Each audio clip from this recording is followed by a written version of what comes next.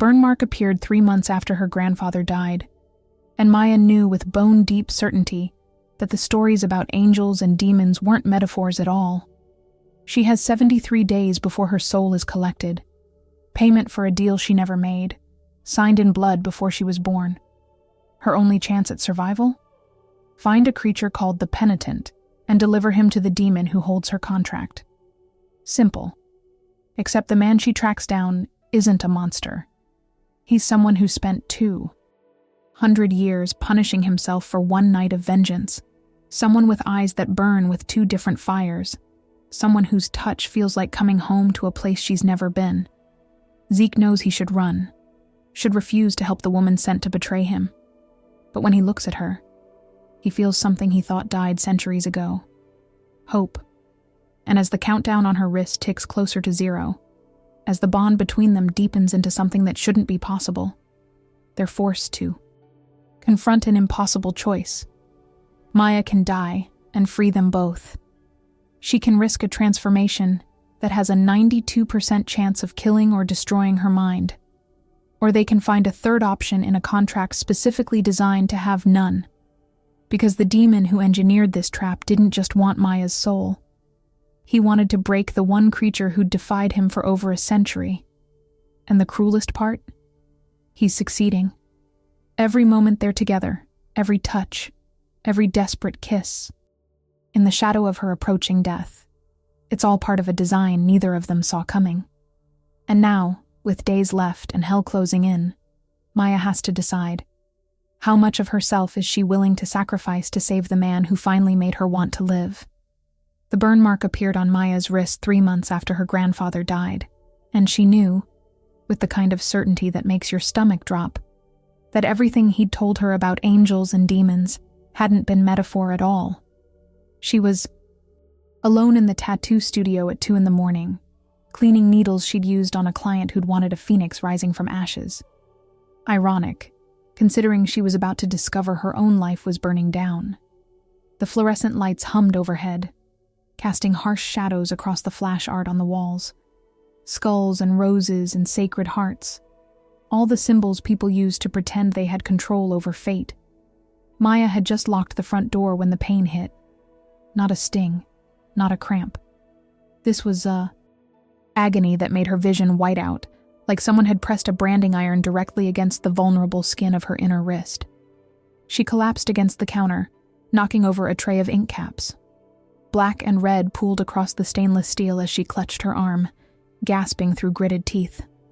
The smell of burning flesh filled her nostrils. Her flesh, even though there was no flame, no heat source. Nothing that made sense in the rational world she'd forced herself to believe in since she was 16. When the pain finally receded enough for her to see straight, she looked down. Where there had been clear skin 5 minutes ago, there was now a mark. Not a tattoo, not a scar, something else entirely. It looked like someone had carved words into her wrist with a pen dipped in liquid fire, the letters still glowing faintly red before fading to an angry, raised pink. The text was in a language she'd never seen, but somehow understood on a level deeper than thought. 73. Days remain. Maya's hands shook as she turned on the sink, splashing cold water on the mark. It didn't fade. Of course it didn't. Nothing her grandfather had warned her about ever followed the rules of the world she'd chosen to live in. She'd spent a decade pretending his stories were the rambling of an old man who'd drunk too much cachaça, who'd spent too many years alone after her grandmother died. Angels who bargained with humans. Demons who collected debts. Contracts written in blood that bound souls across generations. It's real, she whispered to her reflection in the mirror above the sink. Her face looked pale under the harsh lights, dark circles under her eyes from too many sleepless nights since the funeral. It's all real. The envelope had been waiting for her the day after they'd buried him. Not in the mail. Not delivered by any service she recognized. It had simply been there on the counter of the studio when she'd opened up. A thick cream envelope with her name written, in handwriting that made her chest tighten. Because it was her grandfather's script, but he'd been dead for 24 hours. Inside, A single piece of paper with words that had seemed absurd at the time. "Forgive me, Minhaneta. I made a deal 50 years ago to save your grandmother.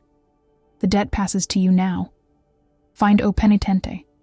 Deliver him to the holder of this contract, or your soul will be collected when the marks reach your heart. You have 6 months. The burn will guide you." She'd thrown it away, laughed bitterly, cried, then fished it out of the trash and hidden it in a drawer, unable to shake the cold dread that had settled in her bones. Now, staring at the glowing words on her wrist, Maya knew she'd wasted 3 of those 6 months pretending this wasn't happening. 73 days. That was all she had left. Her phone buzzed on the counter, making her jump. A text from an unknown number. The mark is a courtesy.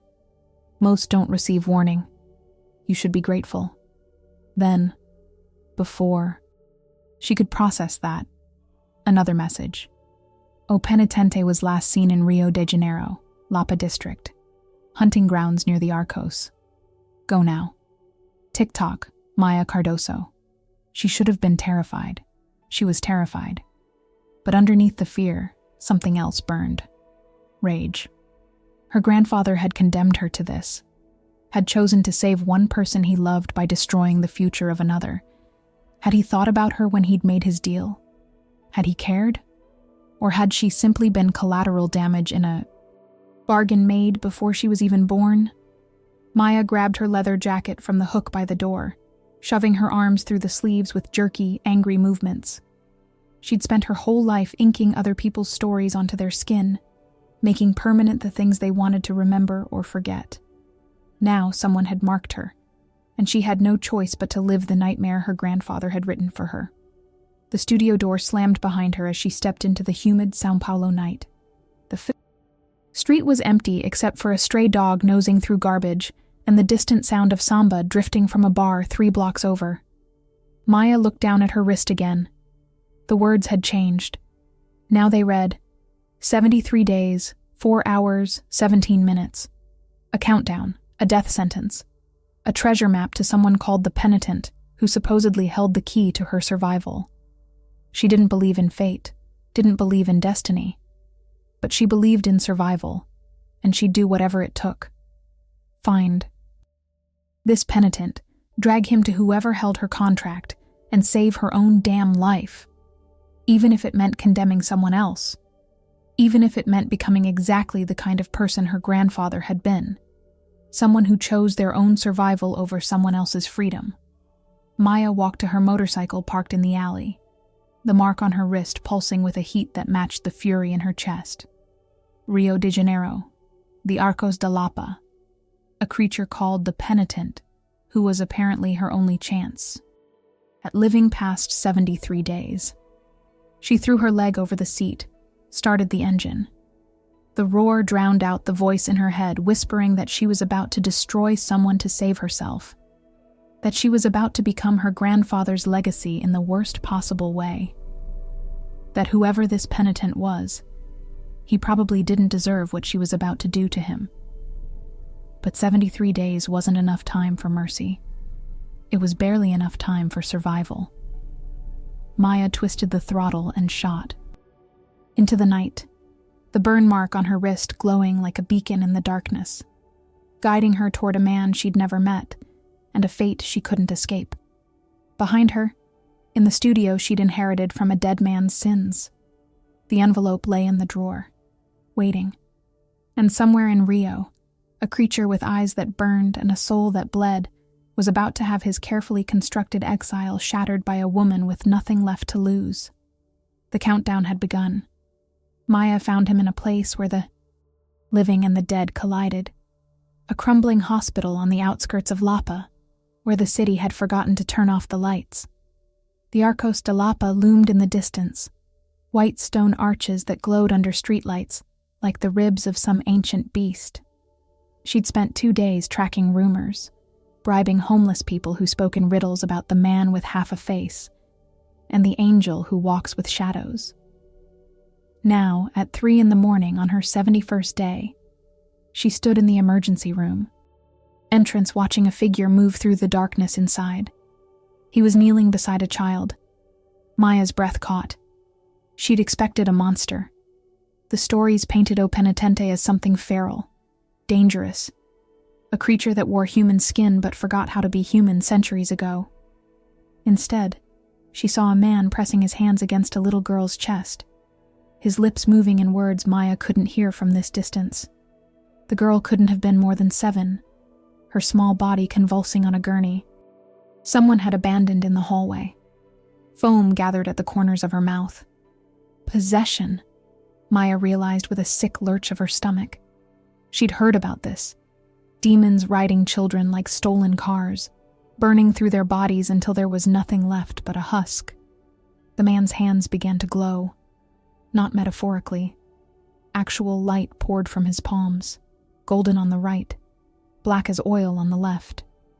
The girl arched off the gurney, mouth opening in a scream that sounded like 1,000.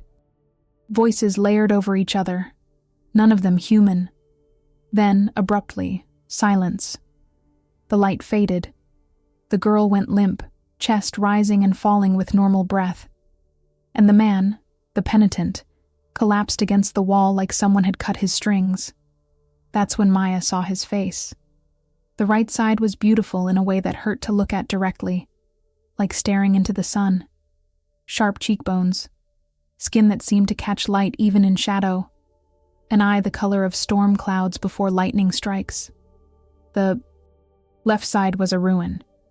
Burn scars twisted from his temple to his jaw, the skin stretched tight and discolored. His left eye glowed amber, hot and wrong, like looking into a forge. He wasn't wearing a shirt, and Maya could see the division continued down his torso. Pale, almost luminescent skin on the right, ashen gray on the left, bisected by a line so perfect it looked surgical. He turned his head and looked directly at her. Caught her staring from the entrance. "You've been following me for 40 minutes. His voice was rough, like he hadn't used it in days. American accent unexpectedly. Midwest, maybe. "Either come in or leave. I don't have energy for games tonight." Maya forced her legs to move, boots crunching over broken glass as she entered the hospital. The air smelled like copper and ozone, and something sweet that made her gag. Rot, she realized. Death. The girl on the gurney stirred slightly, whimpering, and the penitent immediately pushed himself upright despite the tremor. In his hands. "She'll be okay," he said, more to the girl than to Maya. "Your mother will find you soon. I called her." He stood slowly, bracing himself against the wall.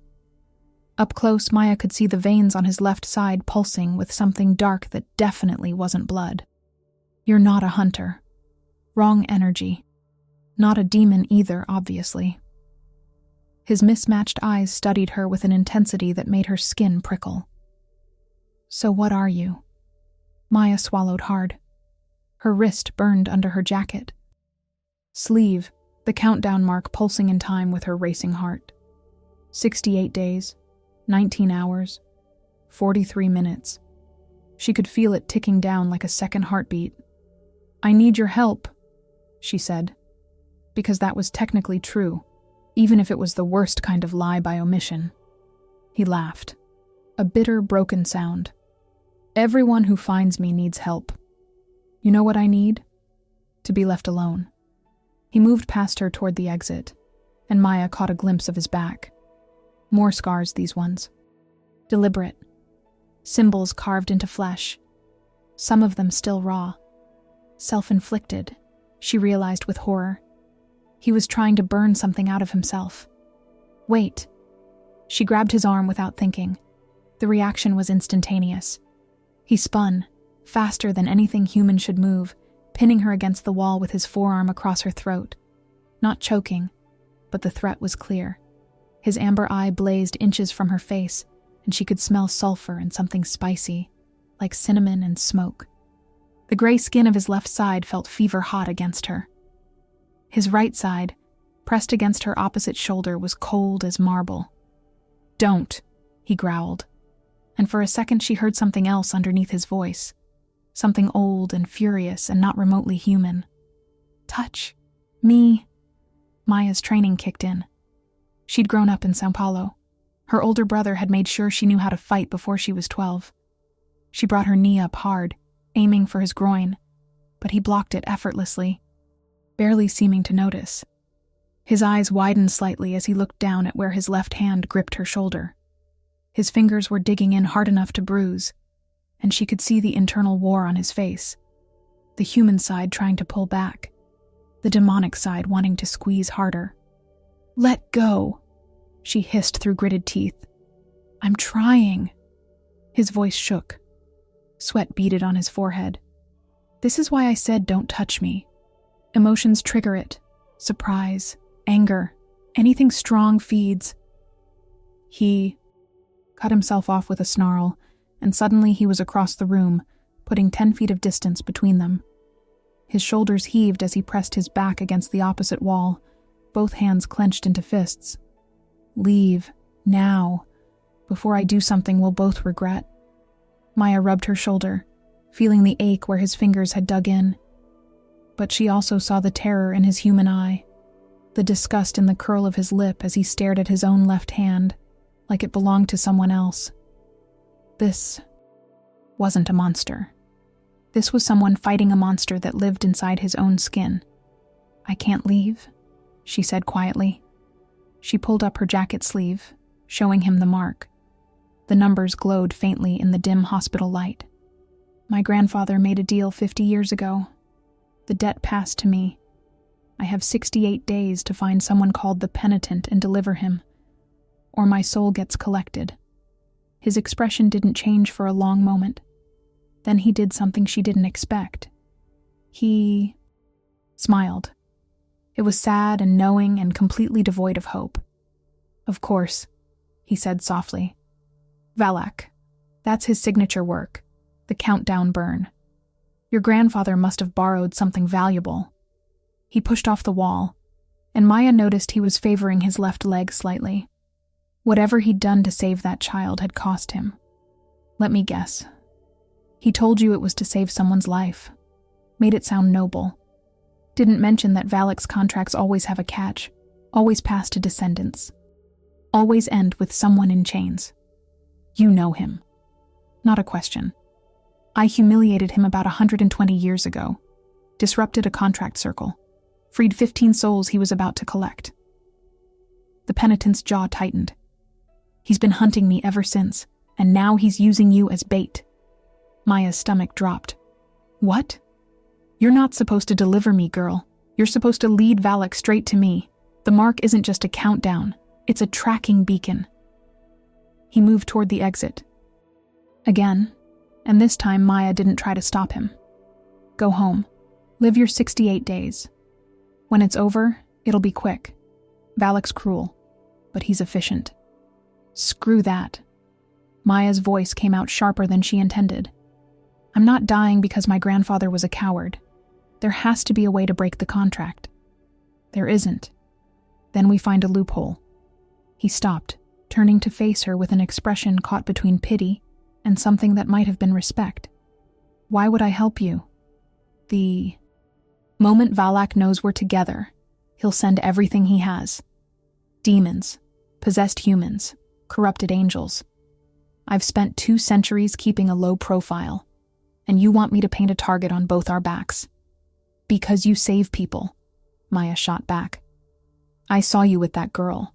You didn't have to help her, but you did. That was different." "How?" She was innocent. His mismatched eyes bored into her. "You're asking me to risk everything to save someone who came here to betray me." The words hit like a slap. Because he was right. She had come here to deliver him, to trade his freedom for her survival. And standing here now, seeing the exhaustion in his shoulders, the self-inflicted scars, the way he'd looked at his own hand with revulsion after losing control for 3 seconds, she felt sick. "I know," she whispered. "I know what that makes me, but I'm asking anyway. Please." Silence stretched between them, broken only by the little girl's soft breathing and the distant wail of sirens. The penitent stared at her for so long Maya thought he'd already left, that she was looking at an afterimage. Then he sighed, a sound that carried 200 years of weariness. 6 months? That's what you said you had originally? She nodded. We have 68 days to find a loophole in a contract written by one of hell's most vindictive dukes, while being hunted by everything he can throw at us, knowing that you're broadcasting our location the entire time. He tilted his head, and the amber eye caught the light, making it glow. And if we fail, he collects you and finally catches me. We both lose. Yes. You understand what traveling with me means? I lose control. I hurt people when I don't mean to. The demon side doesn't care about your survival. It only wants to claim you, mark you, make you mine in ways that would destroy what's left of your humanity. Every day we're together, it gets harder for me to fight that urge. He took a step closer, and Maya forced herself not to retreat. I'm not a hero, Maya Cardoso. I'm a monster on a leash, and that leash frays a little more every time someone gets close. She met his eyes, both of them. Then we better work fast. Something flickered in his expression. Surprise, maybe. Or recognition. Like he was seeing someone he used to know in her face. Zeke, he said finally. If we're doing this, call me Zeke. The penitent is what they call me. It's not who I am. Maya. I know. He gestured to her wrist. Valak made sure I would. He headed for the exit, pausing at the threshold. We leave now. Rio's already compromised. Valak will have agents here within the hour. Where are we going? Zeke looked back at her, and in the shifting shadows of the abandoned hospital, it was impossible to tell which side of him was speaking when he answered. Somewhere he won't expect. Somewhere I swore I'd never return. Home. The word hung in the air like a threat, and Maya felt the mark on her wrist pulse once. Hard, like a heart skipping a beat. Outside, thunder rumbled despite the clear sky, and she knew, with that same terrible certainty that had filled her when the burn first appeared, that she'd just stepped off a cliff, and there was nothing to catch her but a man who didn't know if he was angel or demon. A man who might destroy her before Valak ever got the chance. Zeke's home turned out to be a decaying church in the mountains outside Petropolis, 3 hours north of Rio. They rode through the night on Maya's motorcycle, her arms wrapped around his waist because there was no other way to hold on, and she felt it the entire time. The unnatural heat radiating from his left side, the cold that seeped from his right. Like hugging a walking contradiction. He didn't speak during the ride, but twice she felt him tense when her grip tightened on curves, his whole body going rigid, as if preparing for an attack that never came. The church appeared suddenly through morning fog, its white paint, peeling like dead skin, stained glass windows shattered into glittering teeth. A wooden cross hung crooked above the entrance, and Maya could see where someone had tried to burn the building down. Scorch marks climbed the eastern wall like black fingers reaching for heaven, or maybe clawing away from hell. It was impossible to tell. This is home? Maya cut the engine, her voice loud in the sudden silence. Was. Zeke dismounted, not looking at the building. 200 years ago, before I understood what I was. He finally turned his mismatched eyes on the church, and Maya saw something crack in his expression. Grief, maybe, or rage, so old it had fossilized. I killed them here. Everyone inside. 37 people who came to Sunday Mass thinking they'd find salvation. The words hung in the cold mountain air. Maya's hands were still gripping the motorcycle handles, knuckles white. Why are you telling me this? Because you need to understand who you're traveling with. Zeke walked toward the entrance, boots crunching on broken glass. I was 23, newly turned. Didn't know how to control it yet. The demon side. Someone in the congregation said something about my mother being a whore who'd lain with demons. They were right, technically. But I was young and angry, and the thing inside me took offense. He pushed open the rotting wooden door. By the time I came back to myself, the walls were painted red and I was standing in the pulpit holding the priest's heart.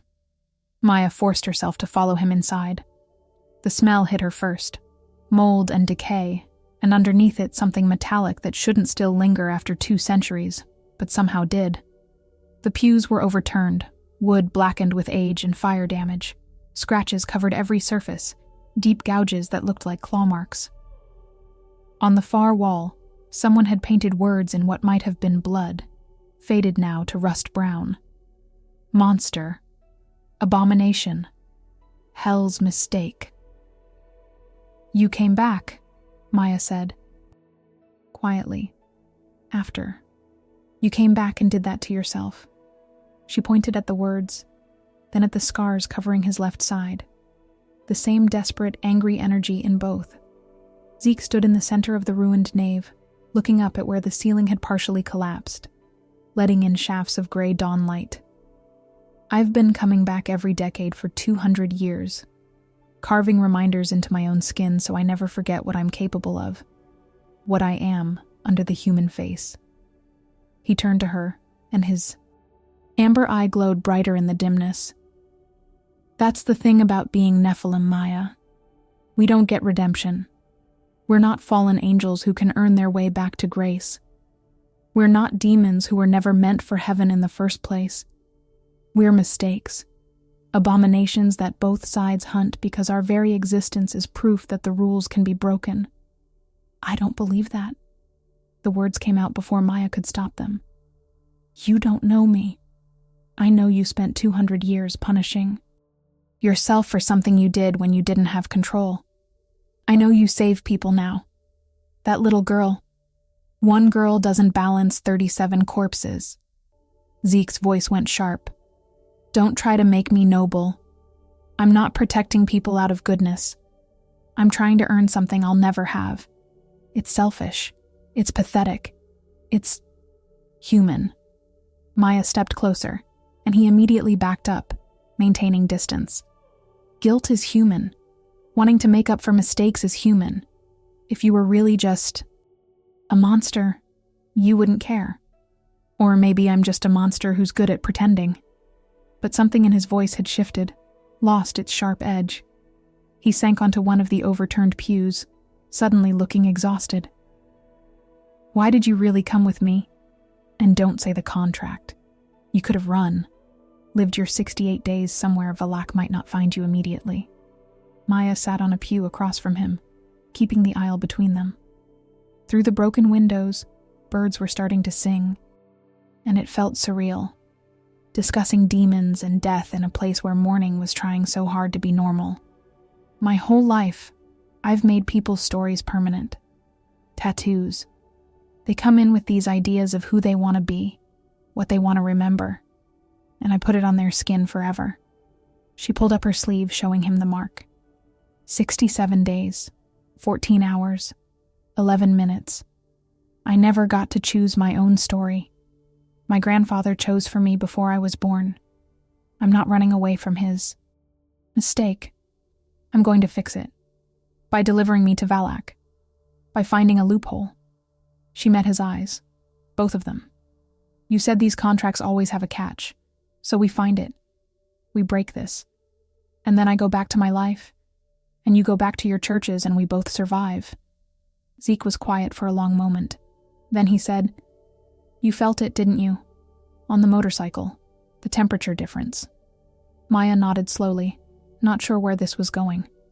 "That's the war. Constant. Every second of every day, angel and demon fighting for control." He held up his hands, examining them like foreign objects.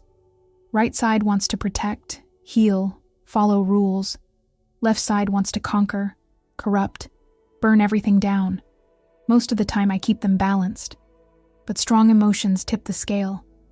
Anger feeds the demon. Fear feeds the angel's self-righteousness. And desire? He cut himself off, jaw tightening. Desire is the worst. Because both sides want. They just want different things. "What do you want?" Maya asked quietly. "To not exist." The honesty in his voice was brutal. To stop being the rope in this tug of war. But since that's not an option, I settle for keeping distance. No attachments. No one close enough to get hurt when I lose control. His mismatched eyes fixed on her. Which is why traveling together is already a problem. You're broadcasting our location to Valak, which means constant danger, which means heightened emotions, which means I'm going to lose control more often. And when I do, the church door exploded inward. 3 figures stood silhouetted in the entrance, and Maya knew immediately they weren't human. They moved wrong, joints bending at angles that shouldn't be possible, heads tilting too far on their necks. Their eyes glowed red, and when they smiled, their mouths had too many teeth. Zeke Morgenstern, the center one hissed in a voice that sounded like snakes sliding over glass. Valak sends his regards. Zeke was on his feet instantly, putting himself between Maya and the possessed humans. Get behind the altar, now! I'm not leaving you. Move! The command hit Maya like a physical force, and she found herself scrambling behind the massive stone altar before consciously deciding to. From her hiding spot, she watched Zeke face the 3 demons, and what happened next would burn itself into her memory forever. His right hand ignited with golden light, so bright she had to squint. His left hand bled shadows that writhed like living things, hungry and cold. The division down the center of his body became stark, light and dark, heaven and hell, salvation and damnation occupying the same impossible space. When he spoke, 2 voices came out, layered over each other in harmony that shouldn't exist. One clear as bells, one rough as grinding stone. You don't want this fight. Tell Valak I'm not interested in his games. The demons laughed in unison and charged. What followed wasn't a fight. It was a massacre.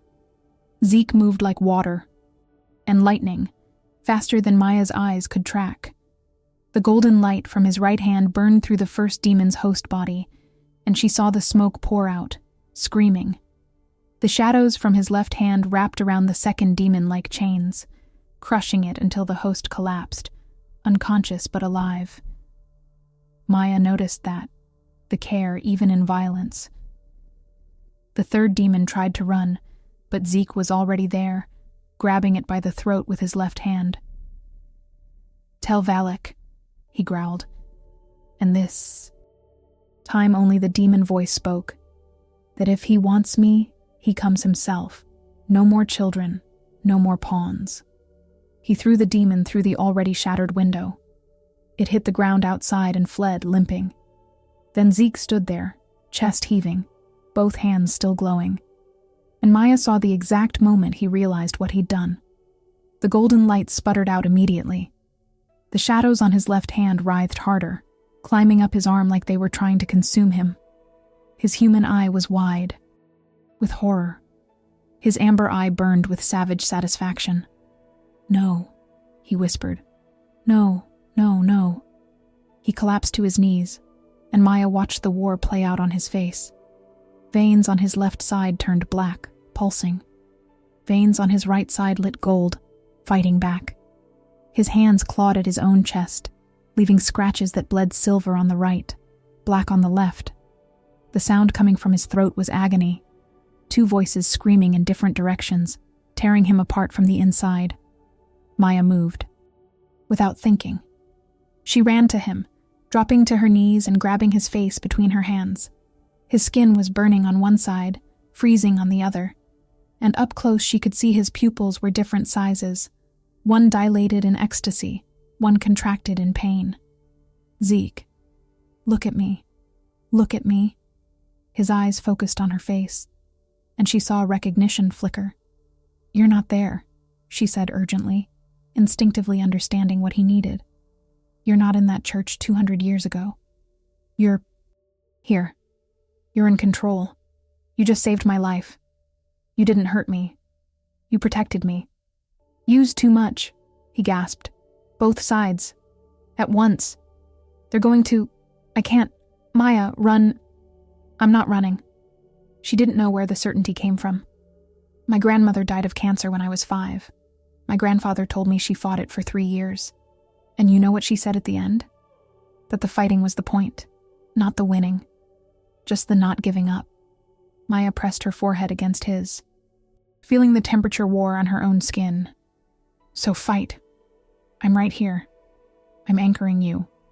Fight. For a terrible moment, nothing changed. Then, slowly, the black veins began to recede. The golden ones faded. His breathing evened out. When he opened his eyes fully, they were both exhausted. The storm gray and the amber both dimmed.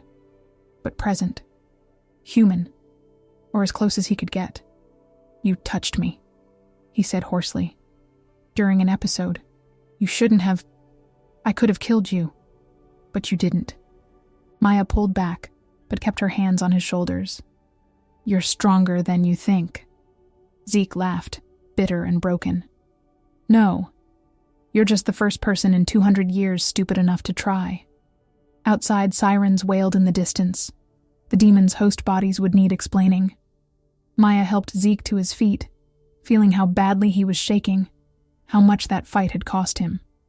As they headed for the motorcycle, he paused at the threshold, looking back at the church one last time.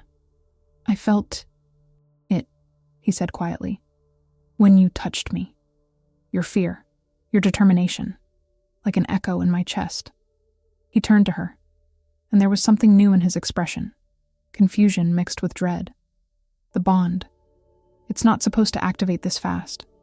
We've known each other for 8 hours. Maya's wrist pulsed once, hard, and when she looked down, new words had appeared below the countdown. Distance means nothing when souls recognize each other. What does that mean? She whispered. Zeke's face had gone pale on both sides. It means we're in more trouble than I thought. It means every second we're together, we're binding to each other. And when Valak comes, he swallowed hard. He won't just collect you. He'll use you against me. The bond makes us each other's weakness. Thunder rumbled overhead despite the clear morning sky. In the distance, something howled. Not a dog, not a wolf, something that had never been remotely human. Maya felt the mark burn hotter, and she knew the countdown. Wasn't the only thing hunting them anymore. They had 67 days to break an unbreakable contract. They had a bond forming that neither of them wanted. And somewhere in hell, Duke Valak was smiling, because his trap was working exactly as planned. The motel room in Belo Horizonte smelled like cigarettes and desperation, which felt appropriate, considering Maya had 59 days left to live, and was sharing a bed with someone who might kill her in his sleep. Not that Zeke was sleeping. He'd positioned himself on the floor against the far wall the moment they'd checked in. Knees drawn up, both hands pressed flat against the carpet like he was trying to ground himself to the earth. That had been 6 hours ago. He hadn't moved since. Maya sat cross-legged on the sagging mattress, watching him in the bluish light filtering through the thin curtains. They'd been running for a week now, zigzagging across Brazil while Valak's agents, demons in stolen bodies, corrupted humans, things that had never been human at all, tracked them through the beacon burning on her wrist. 3 attacks in 7 days. Each one more violent than the last. Each one pushing Zeke closer to the edge of control he clung to with bleeding fingernails. You need to sleep, she said quietly, not for the first time that night. I need to not accidentally strangle you while dreaming. His voice was rough from disuse. That's more important. You won't. You don't know that. Finally, he looked at her, and even in the dim light, she could see the exhaustion carved into his face. The human eye was bloodshot. The amber eye glowed dully, like embers barely holding on to heat. Every time I close my eyes, I feel it. The bond. Getting stronger. Like roots growing through my chest, wrapping around my ribs, reaching for you. He pressed harder against the wall, as if he could somehow push through it and escape. Do you feel it too? Maya's hand drifted unconsciously to her sternum, where a constant ache had taken up residence 3 days ago. Like something's pulling. Here, She touched the spot between her breasts. Especially when you're hurt. During that fight in Juiz de Fora, when that demon caught your ribs, I felt it. Your pain. Like an echo. Zeke's jaw tightened. It's going to get worse. Mate bonds between Nephilim and humans are rare, but they're documented. Eventually we'll be able to sense each other's emotions from miles away. Your fear will feed my protective instincts, which feeds the demon's possessiveness, which makes me dangerous. He dropped his head back against the wall with a dull thunk. This is exactly what Valak wanted. He knew. Somehow he knew I'd be susceptible to bonding, and he dangled you in front of me like bait. I'm not bait. Maya's voice came out sharper than intended. I'm a person, with a countdown on my wrist and a death sentence hanging over my head, trying to survive. You're helping me. That's it. This bond thing. We'll figure it out after we deal with the contract. There is no after! Zeke surged to his feet suddenly, and Maya saw his left hand was shaking, veins gone dark. That's what you're not understanding. Valak doesn't make deals he can lose. Your grandfather's contract is airtight. I've been through it a dozen times in my head, and there's no loophole. The only way out is... He cut himself off, turning away. Is what? Silence stretched between them, filled only by the hum of the ancient air conditioner and voices from the room. Next door. When Zeke finally spoke, his voice was so low Maya almost didn't hear him. The contract specifies that your soul is forfeit to the holder, Valak, unless you deliver me. But there's an exception clause. A mercy clause, he calls it. Because demons love pretending they have mercy. If you voluntarily surrender yourself to Valak, and I don't interfere, then both of us go free. You die. But your soul is released, not collected. And I get a full pardon for every contract I've ever disrupted. The words landed like stones in still water, ripples spreading outward. Maya's mouth went dry. That's the loophole? I die? Quick death. Painless, supposedly. And I walk away with everything I've wanted for 120 years. Freedom from being hunted, a clean slate. No more looking over my shoulder. Zeke turned back to face her, and the expression on his ruined face was devastation. He's going to offer it to us, probably soon. And the worst part is, his voice cracked. The worst part is, I almost convinced myself I'd take it. Before the bond. Before I knew you. I thought, one human life to save mine, that's not even a question. But now what? Now the idea of you dying makes me want to burn the world down. The amber eye flared brighter, and Maya saw his left hand curl into a fist.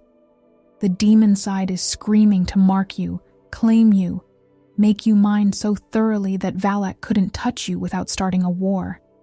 And the angel side, he laughed bitterly. The angel side says letting you die to save myself makes me exactly the monster everyone says I am. So congratulations, Maya. You've managed to make both halves of me agree on something for the first time in 2 centuries. We're both completely compromised. Maya stood up, and Zeke immediately backed toward the door, maintaining distance. Stop running from me, she said. I'm not running. I'm being smart. You're being afraid. She took a step closer. He matched it backward. You keep treating yourself like a loaded gun, but you've had a dozen chances to hurt me, and you haven't. Not once. The church. You were in the middle of a fight and you still recognized my voice. You pulled back. Another step. Juiz de Fora. When you lost control after killing those demons, I touched you and you didn't hurt me. You broke down, but you didn't hurt me. Another step. Every single time, Zeke, you choose not to. When are you going to give yourself credit for that? His back hit the door. Nowhere left to retreat. Maya watched emotions war across his divided face. Fear in the human eye, hunger in the amber. His breathing had gone shallow. You don't understand what you're asking, he said hoarsely. Physical contact strengthens the bond. If I touch you now, with everything already so tangled between us, maybe that's what we need. Maya stopped just outside his reach, close enough to feel the temperature differential radiating from him. This bond, it's happening whether we want it or not. So maybe instead of fighting it, we figure out how to use it. You said you can feel my emotions. Can I feel yours? I don't. Yes, probably. If you tried.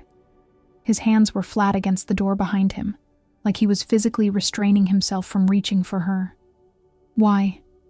Because if Valak is using this bond to track us, to manipulate us, then we need to understand it better than he does. We need to make it a weapon instead of a weakness. She held out her hand, palm up, an offering. So let me in. Show me what you feel. Zeke stared at her outstretched hand like it was a live grenade. If I do this, I won't want to let go. The demon side doesn't understand boundaries. It only understands possession. Mine. That's all it knows. Then the angel side needs to remind it, I'm not property. Maya kept her hand steady. I trust you, Zeke. Both sides of you. Even the parts you hate. You're insane. But his right hand was already lifting, moving toward hers with aching slowness. If this goes wrong, it won't. Their fingers touched. The sensation hit Maya like diving into ice water and fire simultaneously. Zeke's emotions slammed into her.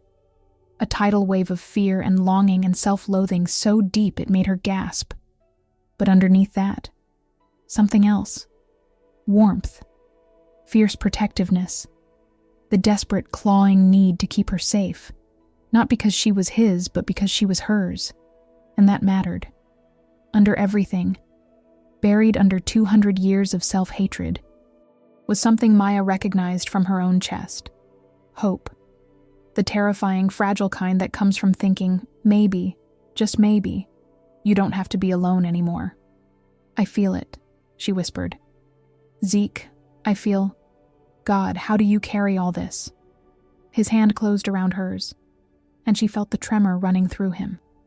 You're not supposed to see this. The ugliness. The constant war. I didn't want... He stopped, and when he spoke again, his voice was wrecked. You're the first person in 2 centuries who's looked at me like I'm worth saving, and I don't know what to do with that. My instincts are screaming in opposite directions. The demon wants to drag you into the darkness with me. The angel wants to push you away for your own safety. And I'm stuck in the middle trying to figure out which one is actually protecting you and which one is just protecting me from more pain. Maya squeezed his hand, and the bond pulsed between them, a living current. Through it, she felt his surprise at the contact, then the way both sides of him reached for her. Different flavors of need, but both undeniably reaching. What if neither side has to win?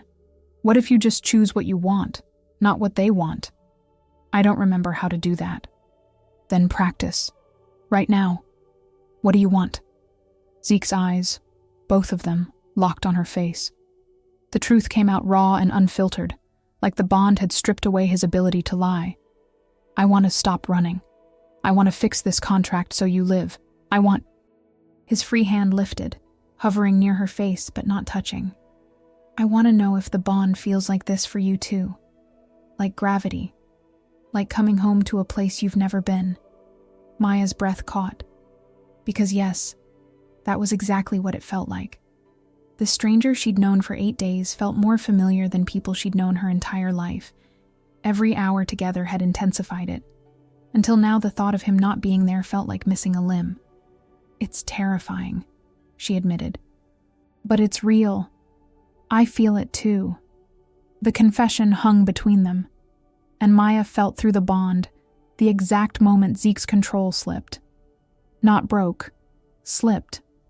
His right hand came up to cup her face with a gentleness that made her throat tight, while his left hand gripped her hip harder than necessary, possessive and claiming. 2 impulses, 2 needs, expressed through the same touch. He leaned down slowly, giving her every chance to pull away, and his breath ghosted over her lips, carrying that cinnamon and sulfur smell she'd started to associate with safety. "Tell me to stop," he whispered against her mouth.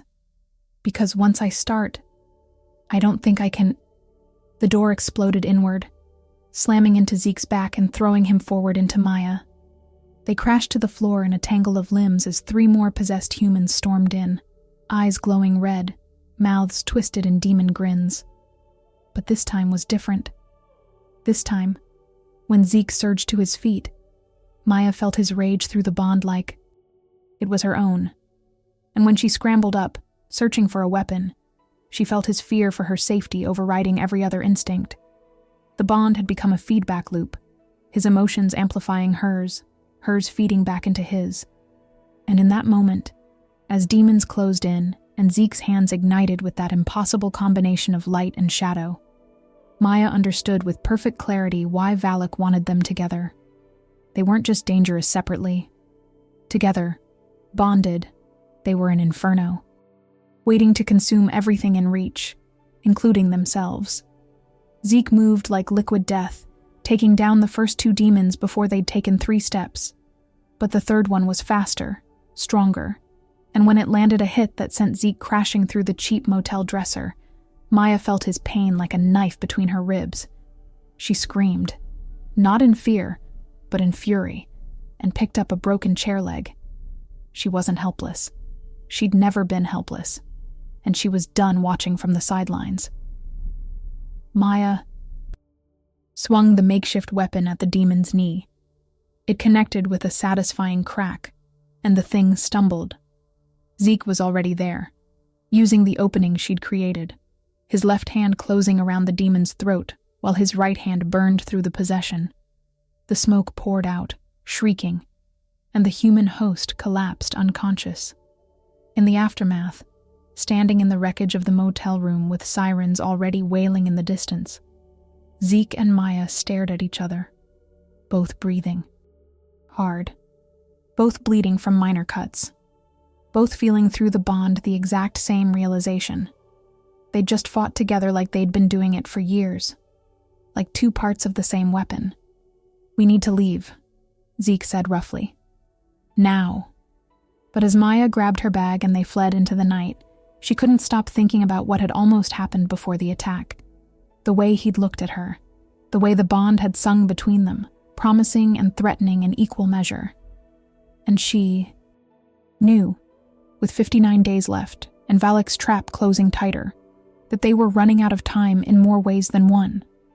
The bond was no longer just forming, it was becoming inevitable. And neither of them knew if that would save them or damn them both. Maya found the truth in a place she wasn't supposed to look. A locked drawer in an abandoned safe house outside Curitiba, where Zeke had taken them to regroup. 41 days left on her countdown, and she'd started noticing things. The way he'd tense when she asked about his past. The careful way he never mentioned specifics about the massacre. How he'd change the subject every time she tried to understand what had really happened 200 years ago. So when he'd left to scout the perimeter, she'd picked the lock on the old desk drawer. Inside, wrapped in oilcloth that smelled like age and regret, she found a leather journal. The pages were brittle, some stuck together with what might have been blood. The handwriting was Zeke's. She recognized it from notes he'd scrawled about the contract. But younger, shakier, full of desperate loops and hard angles. The first entry was dated April 17th, 1823. Maya's hands trembled as she read. They came for Mother again last night. The Cavendish family said she was a demon's whore, that I was proof of her sin. Father Rodrigo stood in the church doorway and watched them drag her through the street. Did nothing. Said nothing. She came home with a broken rib and cuts. All over her arms where they'd... The entry cut off mid-sentence, like he couldn't finish writing what they'd done. Maya forced herself to keep reading, flipping through pages that documented months of escalating violence. The congregation hadn't just insulted Zeke's mother. They'd tortured her. Systematically. Publicly. Called it cleansing the demon taint. And the church, the same church where Zeke had massacred them all, had sanctioned it, encouraged it. June 3rd. Mother is dying. The infection from last week's blessing has spread.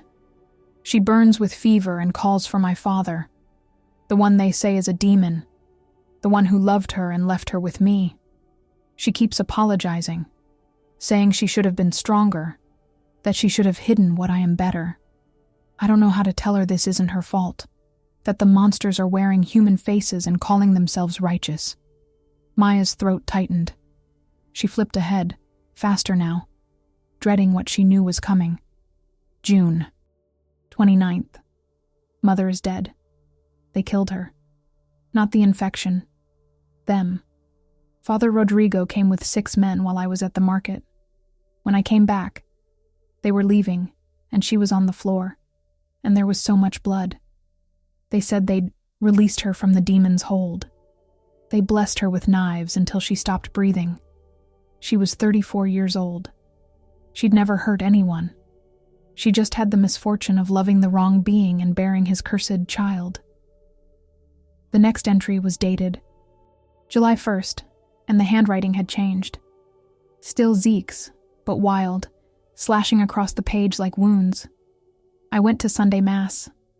I sat in the front pew and I listened to Father Rodrigo preach about casting out evil, about purifying the flock, about how my mother's death was God's mercy, and I felt it wake up inside me, the thing I'd been suppressing for 23 years, the demon half that Mother begged me to never unleash. It whispered that these people didn't deserve mercy, that they'd murdered her and called it holy, and God forgive me, I agreed with it. Maya's vision blurred. She blinked hard, forcing herself to keep reading. I don't remember most of it. The demon took control, and I was passenger in my own body, watching through red haze as I tore them apart. I remember the satisfaction, the righteous fury, the way Father Rodrigo begged at the end, asking why God had abandoned him. I told him, or the demon told him, our voices were the same by then, that God didn't abandon him. He just finally sent justice. Then I crushed his throat and felt nothing but relief.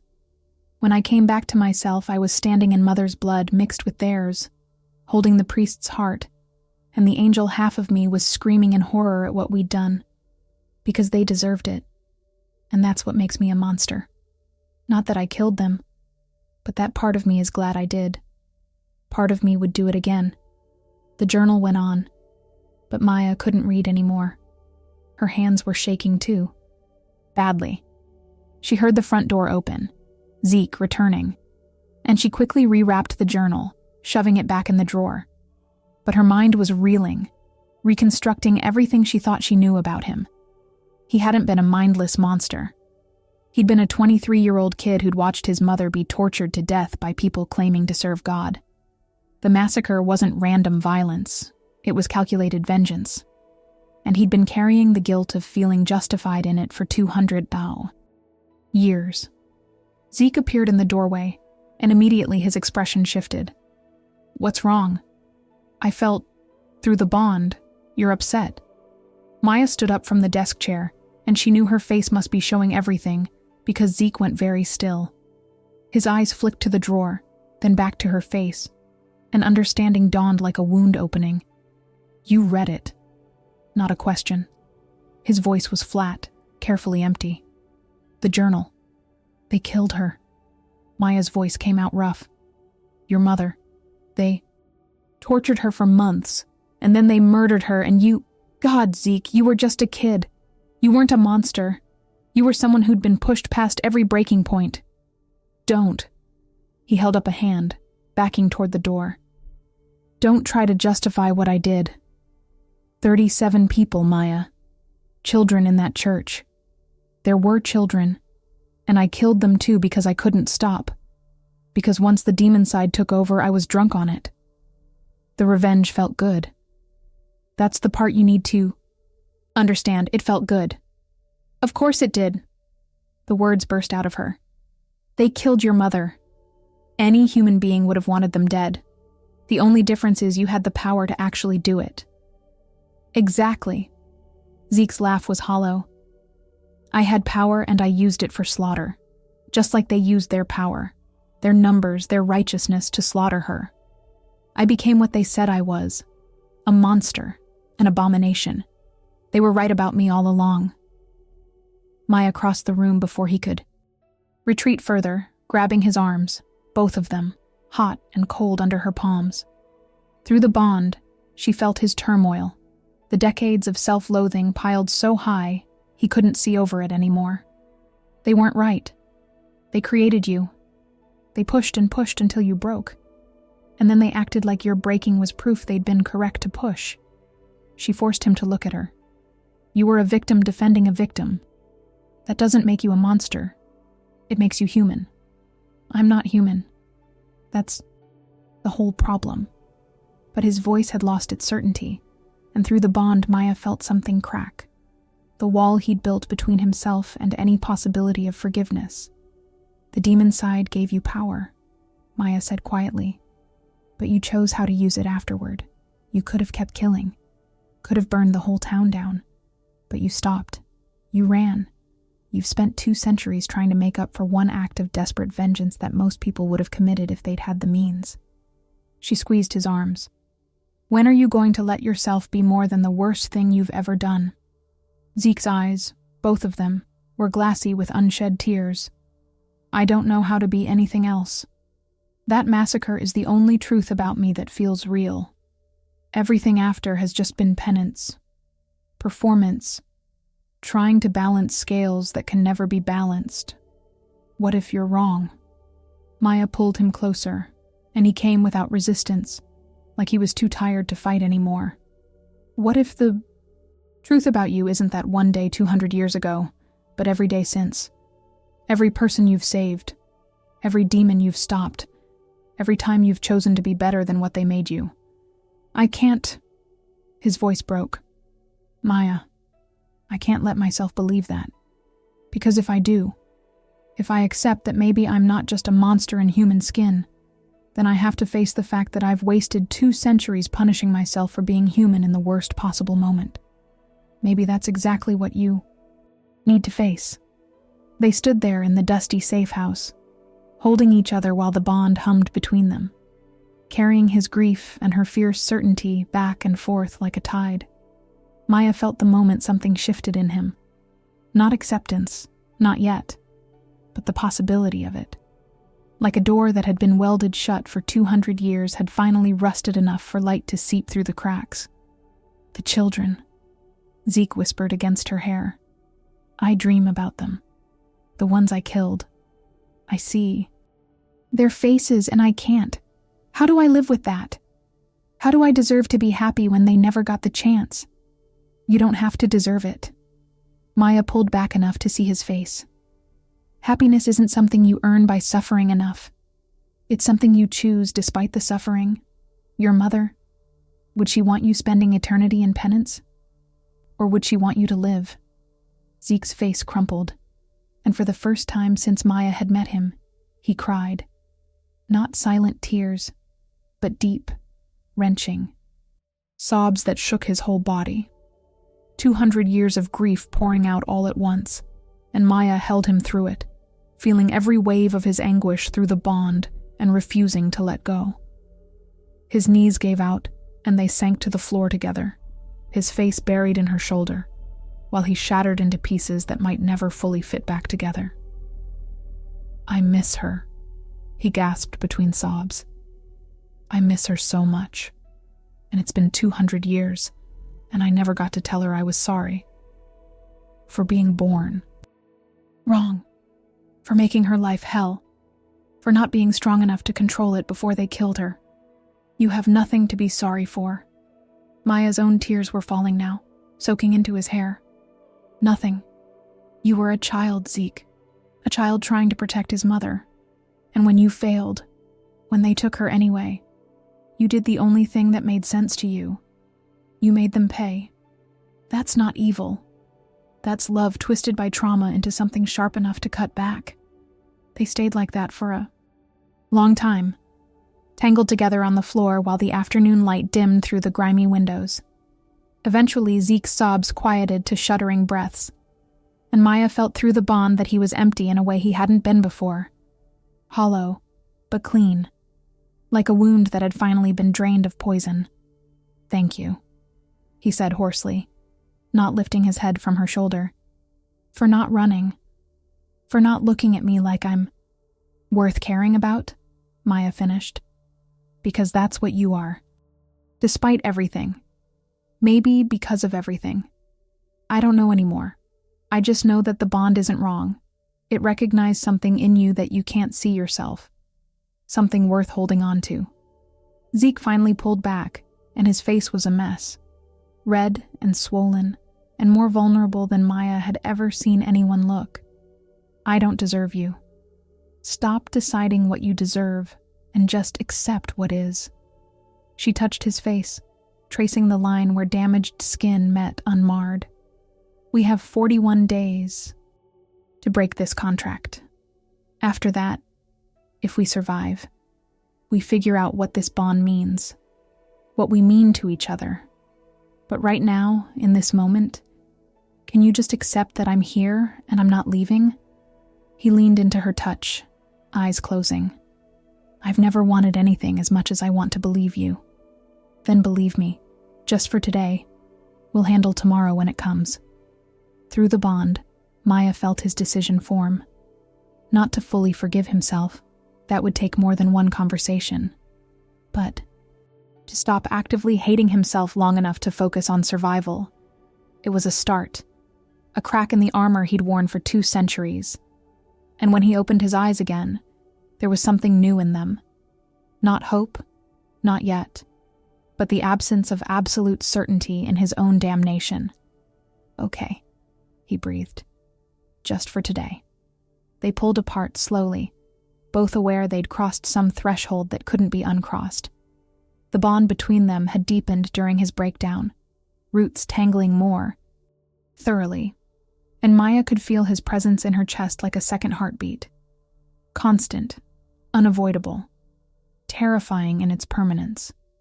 Zeke seemed to feel it too, because he looked down at where their hands were still linked and said quietly, "We're running out of time. The bond is almost complete.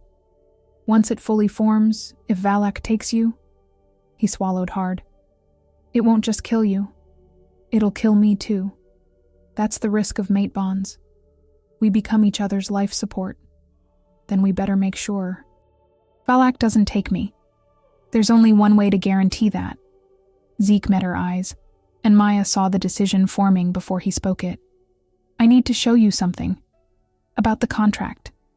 Something I've been avoiding because it means admitting I've known the truth all along and didn't want to tell you."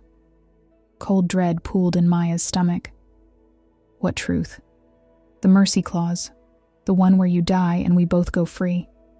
Zeke stood, pulling her up with him, and walked to his bag in the corner. He pulled out a crumpled piece of paper. The contract her grandfather had signed, stained with what looked like old blood. There's a second part to it. A loophole to the loophole. Something Valak buried in legal language because he wanted us to find it. Wanted me to find it and have to explain it to you. Zeke, you're scaring me. The mercy clause activates if you surrender voluntarily and I don't interfere. But there's an exception. He pointed to a line of text written in script so small, Maya had to squint.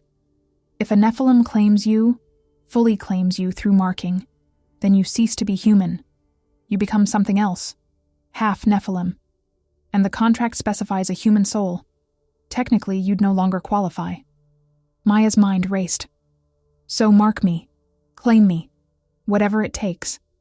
If that breaks the contract." "It would break the contract," Zeke interrupted, "but it would also break you. Marking is violent, Maya. It's transformation at the cellular level. Imagine every cell in your body, burning and freezing simultaneously while your DNA rewrites itself. 50-50 chance you survive the process. And if you do survive, you're no longer human. You'd have powers, yes. Centuries of life, maybe. But you'd also have the hunger, the duality, the constant war between sides that want opposite things. His face was grim. "You'd become what I am, and I wouldn't wish this existence on anyone, especially not you." The weight of it settled over Maya like a burial shroud. Two choices. Both. Terrible. Die and free them both.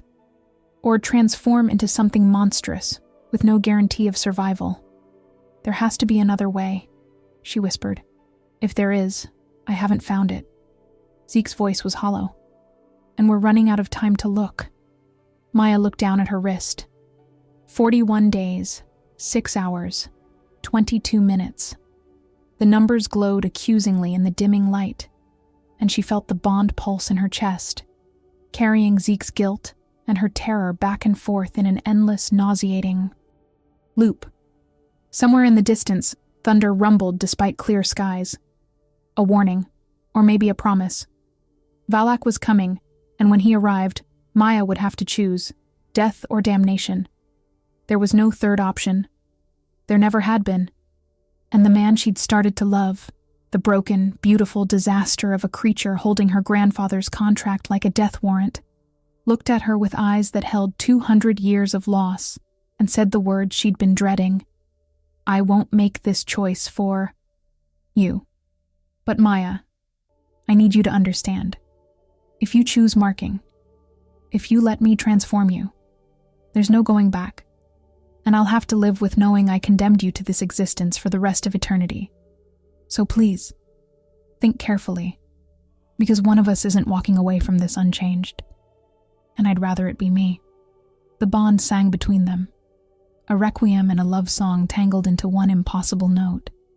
And Maya knew, with 41 days left and hell closing in, that no matter what she chose, they were both already lost. They made it to Porto Alegre with 23 days left, and that's when Maya stopped running. Not because she was tired, though exhaustion had carved hollows under her eyes that made her look haunted. Not because they'd run out of places to hide, though Valak's net was tightening with every passing hour. She stopped running because she woke up at 4 a.m. in a trailer park on the outskirts of the city and realized Zeke wasn't breathing. He was. Sitting on the floor at the foot of the bed where she'd been sleeping, back against the wall, eyes open and staring at nothing. His chest wasn't moving. For a terrifying moment, Maya thought he was dead, but then she felt it through the bond.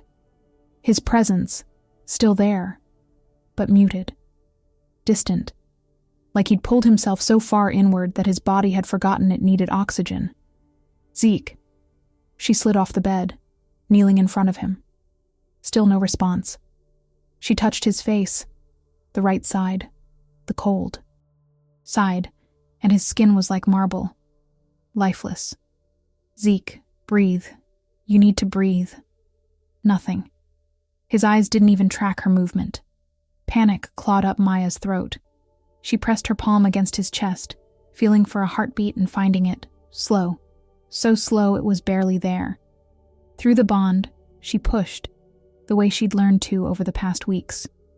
Reached for him in that space where their souls were tangled together and found him drowning in despair so thick it felt like tar.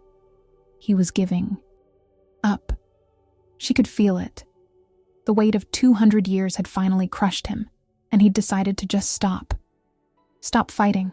Stop breathing. Stop existing. No. Maya grabbed his face with both hands, forcing him to look at her even though his eyes remained unfocused. "No, you don't get to do this. Not now. Not when we're so close to..." Her voice broke. "Zeke, please, come back. I need you to come back." Through the bond, she felt him stir. A flicker of awareness, like someone surfacing from deep water. His chest suddenly expanded with a gasping breath, and his eyes focused on her face. The confusion there was worse than the emptiness had been. "How long?" His voice was rusty, painful. "I don't know. I just woke up and you were..." Maya couldn't finish. The terror was too fresh. "What happened? Were you attacked? Did Valak..." "No." Zeke's hand came up to cover hers where it pressed against his face. His fingers were trembling. "I was thinking about the marking. About what it would do. To you. And I couldn't carry it anymore. The guilt, the certainty that no matter what we choose, I'm the weapon that destroys you. His eyes closed. So I thought, maybe if I just stopped, if I'd let myself fade, then you'd have a chance. The bond would break with my death, and Valak couldn't use it against you anymore. That's not how it works. Maya's voice came out harsh with fear-turned anger. If you die, the bond doesn't break. It tears, and it takes me with you. We're linked now. Remember, your life support is mine. Your death is mine. So if you want to give up, fine. But don't pretend it's noble. It's murder-suicide. Zeke flinched like she'd struck him. You thought you could martyr yourself, and somehow that would fix everything. But it wouldn't fix anything. It would just be 2 more bodies added to your count. Maya pulled back, wrapping her arms around herself. The bond throbbed with his guilt and her anger, and underneath it all, the terrified love neither of them had named yet. I need you to promise me something. Promise me you won't do that again. Whatever choice we make about the marking, about Valak, about any of it, we make it together. No heroic sacrifices. No giving up. We fight until there's nothing left to fight with, and then we fight some more. Maya, promise me, Zeke. Or I walk out that door right now and you can watch through the bond as I go straight to Valak myself. The threat landed exactly as she'd intended. Zeke's face went white, both sides equally bloodless, and through the bond she felt his horror spike. You wouldn't. Try me. She stood up, heading toward the door. 23 days or 23 seconds, it doesn't matter if you're already planning to check out. So either promise me we're in this together, or I end it my way, right now. Stop. The command in his voice made her pause with her hand on the doorknob. Please, stop. When she turned back, he was on his feet, and there was something raw and desperate in his expression. I promise. No giving up. No checking out. We fight together. His jaw worked. Even if fighting means I have to mark you. Even if it means watching you go through agony that might kill you. Even if... His voice cracked. Even if the only way forward means I become the monster who destroyed the one good thing I've had in 200 years. Maya crossed back to him, and this time when she touched him, it wasn't gentle. She grabbed the front of his shirt and yanked him down to her eye level. Listen to me very carefully. If we choose marking, you're not destroying me. You're transforming me. There's a difference. Destruction is what Valak does. What he did to my grandfather, to all those souls he's collected over centuries. Transformation. That's a choice. My choice. And if I make it, I want you to respect it enough not to spend the rest of eternity flagellating yourself for giving me what I asked for. How can you be so calm about this? Zeke searched her face like he was trying to memorize it. You're talking about dying or becoming something not human. Either way, the Maya you are right now ceases to exist. How are you not terrified? Who says I'm not terrified? Maya's laugh was brittle. I'm absolutely terrified. But I'm also angry. Furious, actually. At my grandfather for putting me in this position. At Valak for being a sadistic bastard who gets off on forcing impossible choices. At the universe for making it so the only man I've ever... She stopped, swallowing the words that wanted to come next. Too soon. Too much. The point is, I'm not going to let fear make my decisions. And I'm not going to let you make them for me out of some misguided attempt at protection. Then what do you want to do? Zeke's hands came up to rest on her waist, the temperature difference immediate through her thin shirt. Because we're running out of time to decide, and Valak knows it. He's going to force our hand soon. Maya looked, down at her wrist. 22 days, 19 hours, 34 minutes. The numbers had started counting down faster, she swore, like time itself was accelerating toward the inevitable. I want to meet him. Valak. Face to face. Zeke's grip on her waist tightened reflexively. Absolutely not. That's what he wants. To get us both in the same room so he can spring whatever final trap he's got planned. Exactly. So let's spring it first. On our terms, not his. Maya could see the plan forming even as she spoke, pieces clicking together with desperate clarity. We call him out, set up a meeting, make him think we're ready to deal, and when he shows up, we get him to explain the contract, every word, every clause, every loophole. There has to be something we're missing. Some angle he doesn't expect us to find. You want to negotiate with a Duke of Hell. I want to make him talk. Demons love to gloat, right?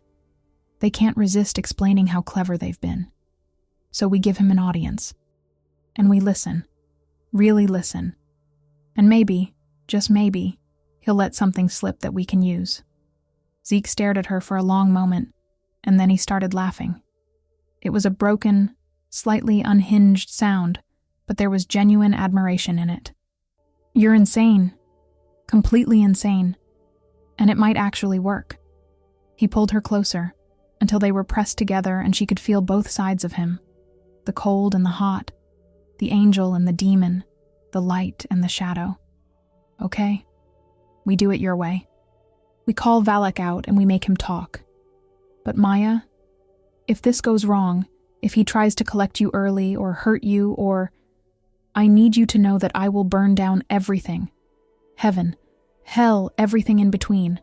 There won't be a corner of existence where he can hide. Do you understand?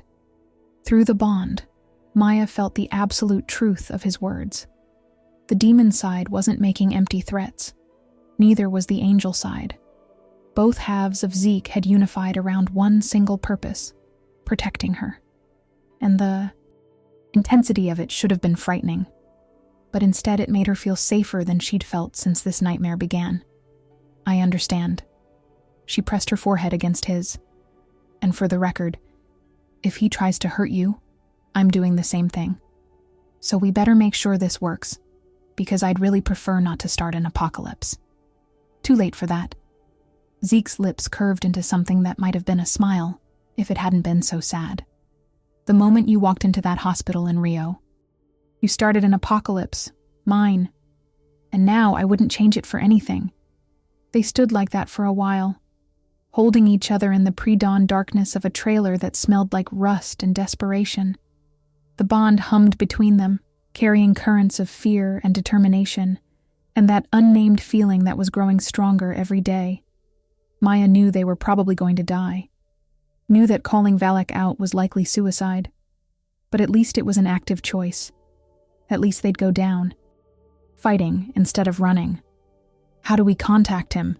She asked finally. Zeke pulled back, and there was something calculating in his expression now. The strategist, the survivor, the creature who'd spent 2 centuries outmaneuvering hell itself. Blood summons. Your blood specifically, since you're the contract holder. We draw a circle, you cut your palm, and you call his name 3 times. He'll come. He won't be able to resist. When? Tonight. We do it tonight. Zeke's jaw set. We've spent 3 weeks running. Time to face what's chasing us, and make it blink first. Maya nodded, trying to ignore the way her heart was hammering. 22 days left. 22 days to either find a loophole or make an impossible choice. 22 days with a man who'd forgotten how to breathe because he cared about her too much. 22 days until she either died, transformed, or somehow found a third option that shouldn't exist. The rest of the day passed intense preparation. Zeke drew the EI. Summoning circle in the empty lot behind the trailer park, using salt and ash and symbols Maya didn't recognize, but that made her skin prickle just looking at them. He explained the rules. Never break the circle once it's activated. Never let Valak touch her directly. Never agree to anything without hearing every single word of the terms. His paranoia was exhaustive and strangely comforting. At least one of them knew how to play this game. As sunset painted the sky in shades of blood and bruise, Maya stood in the center of the circle with a knife in her hand and fear in her throat. Zeke was outside the circle, ready to intervene if things went wrong, his hands already glowing with that eerie combination of light and shadow. Through the bond, she felt his terror for her, his fury at being unable to stand beside her, his absolute certainty that he'd die before he let Valak take her. "You ready?" he asked quietly. Maya cut her palm without answering, letting the blood drip onto the salt. "Circle." "Valak," she called, her voice stronger than she felt. "Duke of Hell, holder of my grandfather's contract, master of debts and deals, I summon you, I summon you, I summon you." For a moment, nothing happened. Then the air inside the circle went cold. Not Zeke's cold, but the cold of absolute absence, the cold of void. And standing in front of Maya, dressed in an impeccable black suit that probably cost more than her entire life, was a man who looked almost human. Almost. If you ignored the way his shadow moved independently, if you ignored the sulfur smell that made her gag, if you ignored the fact that his eyes were solid black, no whites, no irises, just endless darkness. Maya Cardoso. His voice was smooth as silk, cultured, with an accent she couldn't place. "I was wondering when you'd stop running and start thinking. And Zeke," he turned slightly, acknowledging the Nephilim outside the circle. "Still playing hero, I see. How's that working out for you?" "Tell me about the contract," Maya said, before Zeke could respond. "Every detail, every clause. I want to understand exactly what my grandfather signed." Valak's smile was beautiful and terrible. "Of course you do. And I'll tell you everything, my dear. Every single word.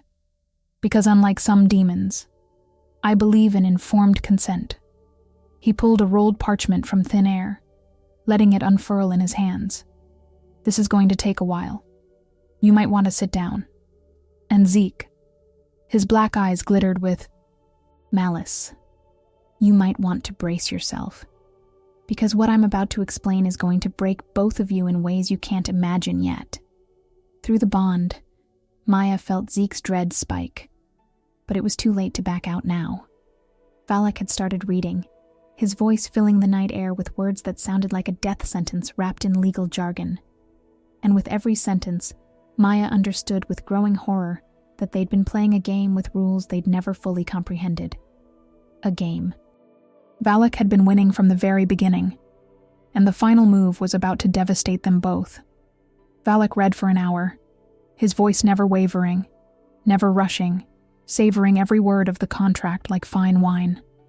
Maya's legs had gone numb from standing, but she didn't dare sit, didn't dare show weakness in front of this creature who wore humanity like an expensive suit and smiled like he knew the punchline to a joke that would destroy you. Zeke stood outside the circle, rigid as stone, and through the bond Maya felt his rage building with every clause Valak explained. Because the contract wasn't just cruel, it was art. Centuries of malicious genius distilled into legal language that gave the appearance of options while actually offering none. Maya's grandfather hadn't borrowed money or power, or even saved her grandmother's life through divine intervention. He'd sold his bloodline, every descendant, in perpetuity, bound to serve or be collected. The 6-month countdown wasn't mercy. It was hunting season. Time for Valak to savor the fear. "And here's my favorite part," Valak said, reaching the final page. "The mercy clause, subsection 17, paragraph 44. Should the debtor's heir choose voluntary surrender, thereby absolving all parties of contract obligations, the holder shall grant swift passage without collection of soul, and all associated entities shall receive full pardon for prior transgressions." He looked up, black eyes glittering with amusement. "Beautiful, isn't it? I give you a clean death, Maya. No eternal torment, just lights out. And Zeke here gets what he's wanted for 120 years, my forgiveness. All those contracts he disrupted, forgiven. All those souls he freed, water under the bridge. He walks away clean. There's a second option," Maya said, voice tight. "The marking loophole." "Ah, yes. The technicality." Valak's smile widened. "If a Nephilim claims you through marking, you cease to be human. Therefore, the contract becomes void as it specifically names human souls. Clever, isn't it? I almost hope you try it. He leaned forward, and even through the protective circle, Maya felt the malevolence radiating from him. Do you know what happens during a marking, child? Zeke's essence, both sides of it, angel and demon, floods your system. Your DNA rewrites itself cell by cell. Your bones break and reform. Your organs fail and regenerate. And through all of it, you're conscious, awake, feeling. Every second of transformation that takes anywhere from 3 to 7 days. He paused, letting that sink in. 53% of humans don't survive. And of those who do, 60% lose their minds from the pain. They become shells, empty things wearing human faces. Is that really preferable to a clean death? Through the bond, Maya felt Zeke's anguish spike. He'd known these statistics, had been carrying them like stones in his chest, knowing that asking her to choose marking meant possibly condemning her to worse than death. But here's what makes this truly exquisite, Valak continued, clearly enjoying himself. The marking can only happen with full consent, not coerced consent, not desperate consent, true, freely given permission, which means Zeke has to ask you, and you have to say yes, while both of you know the statistics I just shared, while knowing that he might spend the next 3 to 7 days listening to you scream and being unable to do anything but watch. His smile was poison. How's that for a choice? Die clean, or risk becoming a vegetable while the man who loves you watches helplessly? And we both know he does love you, doesn't he, Zeke? Shut up, Zeke growled from outside the circle. Oh, but it's true. The bond is almost complete. I can see it from here, wrapped around both your souls like chains made of light and darkness. Beautiful work, really. You've managed to become each other's everything in less than a month. Poetic. Tragic. Useless. Valak turned his attention back to Maya. Here's what's going to happen. You have 22 days left. In that time, you'll agonize over this choice. You'll fight. You'll fuck, probably, because humans always think physical intimacy will clarify emotional complexity. Spoiler alert, it won't. And at the end of those 22 days, you'll choose the mercy clause. You'll choose it because you love him too much to watch him torture himself with guilt if the marking kills you or breaks. Your mind. You'll tell yourself it's noble, sacrificial, the loving choice. You don't know what I'll choose, Maya said, but her voice wavered. Don't I? Valak's laugh was soft, intimate, like he was sharing a secret. I've been doing this for 3,000 years, child. I know humans. I know Nephilim. I know exactly how this story ends, because I wrote it. Your grandfather was just the opening chapter. You and Zeke, you're the climax, the tragedy that makes the whole thing memorable. He rolled up the parchment with careful precision. 22 days, and then you come to me, voluntarily, and I grant you mercy. Zeke gets his pardon and spends the rest of eternity wishing he'd been brave enough to mark you anyway. And I get the satisfaction of knowing I broke both of you without lifting a finger. There has to be another way, Maya whispered. There isn't. That's the point. Valak straightened his suit jacket. But don't take my word for it. Spend your remaining days searching. Exhaust every option. Convince yourself you're fighting. It'll make the surrender that much sweeter when you finally accept the inevitable. He started to fade, his form becoming translucent. Oh, and one more thing. A gift, really. The bond you two share? It's not natural. I may have encouraged it, engineered circumstances to push you together, made sure Zeke would be in Rio when you arrived, ensured you'd be desperate enough and he'd be lonely enough that attachment became addiction. His smile was the cruelest thing Maya had ever seen. Even your love is part of my design. Sleep well, children. 22 days is hardly any time at all. He vanished, leaving only sulfur and the echo of mocking laughter. The summoning circle went dark, protection fading, and Maya stood in the center of it, numb, as the implications of what he'd said crashed over her in waves. The bond wasn't real, or it was real, but manufactured. Their connection, the feeling of recognition, the sense of coming home. All of it carefully orchestrated by a demon who'd been playing them from the beginning. She turned to look at Zeke, and the devastation on his face told her he was thinking the same thing. Maya. He took a step forward, then stopped, like he didn't trust himself to get closer. We don't know if he was telling the truth. Demons lie. It's what they do. He could have been trying to poison what we have, because it's the one thing he can't control. Or he was telling the truth and we're both idiots who fell for a setup. Maya's voice came out hollow. She looked down at her wrist. 21 days, 23 hours, 16 minutes.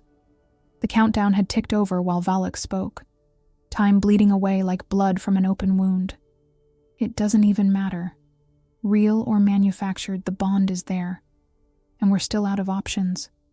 That's not true. Zeke closed the distance between them in 3 strides, grabbing her shoulders. We have 21 days. That's 3 weeks. We can find something. There's nothing to find. The words exploded out of Maya, months of suppressed fear and anger finally breaking through.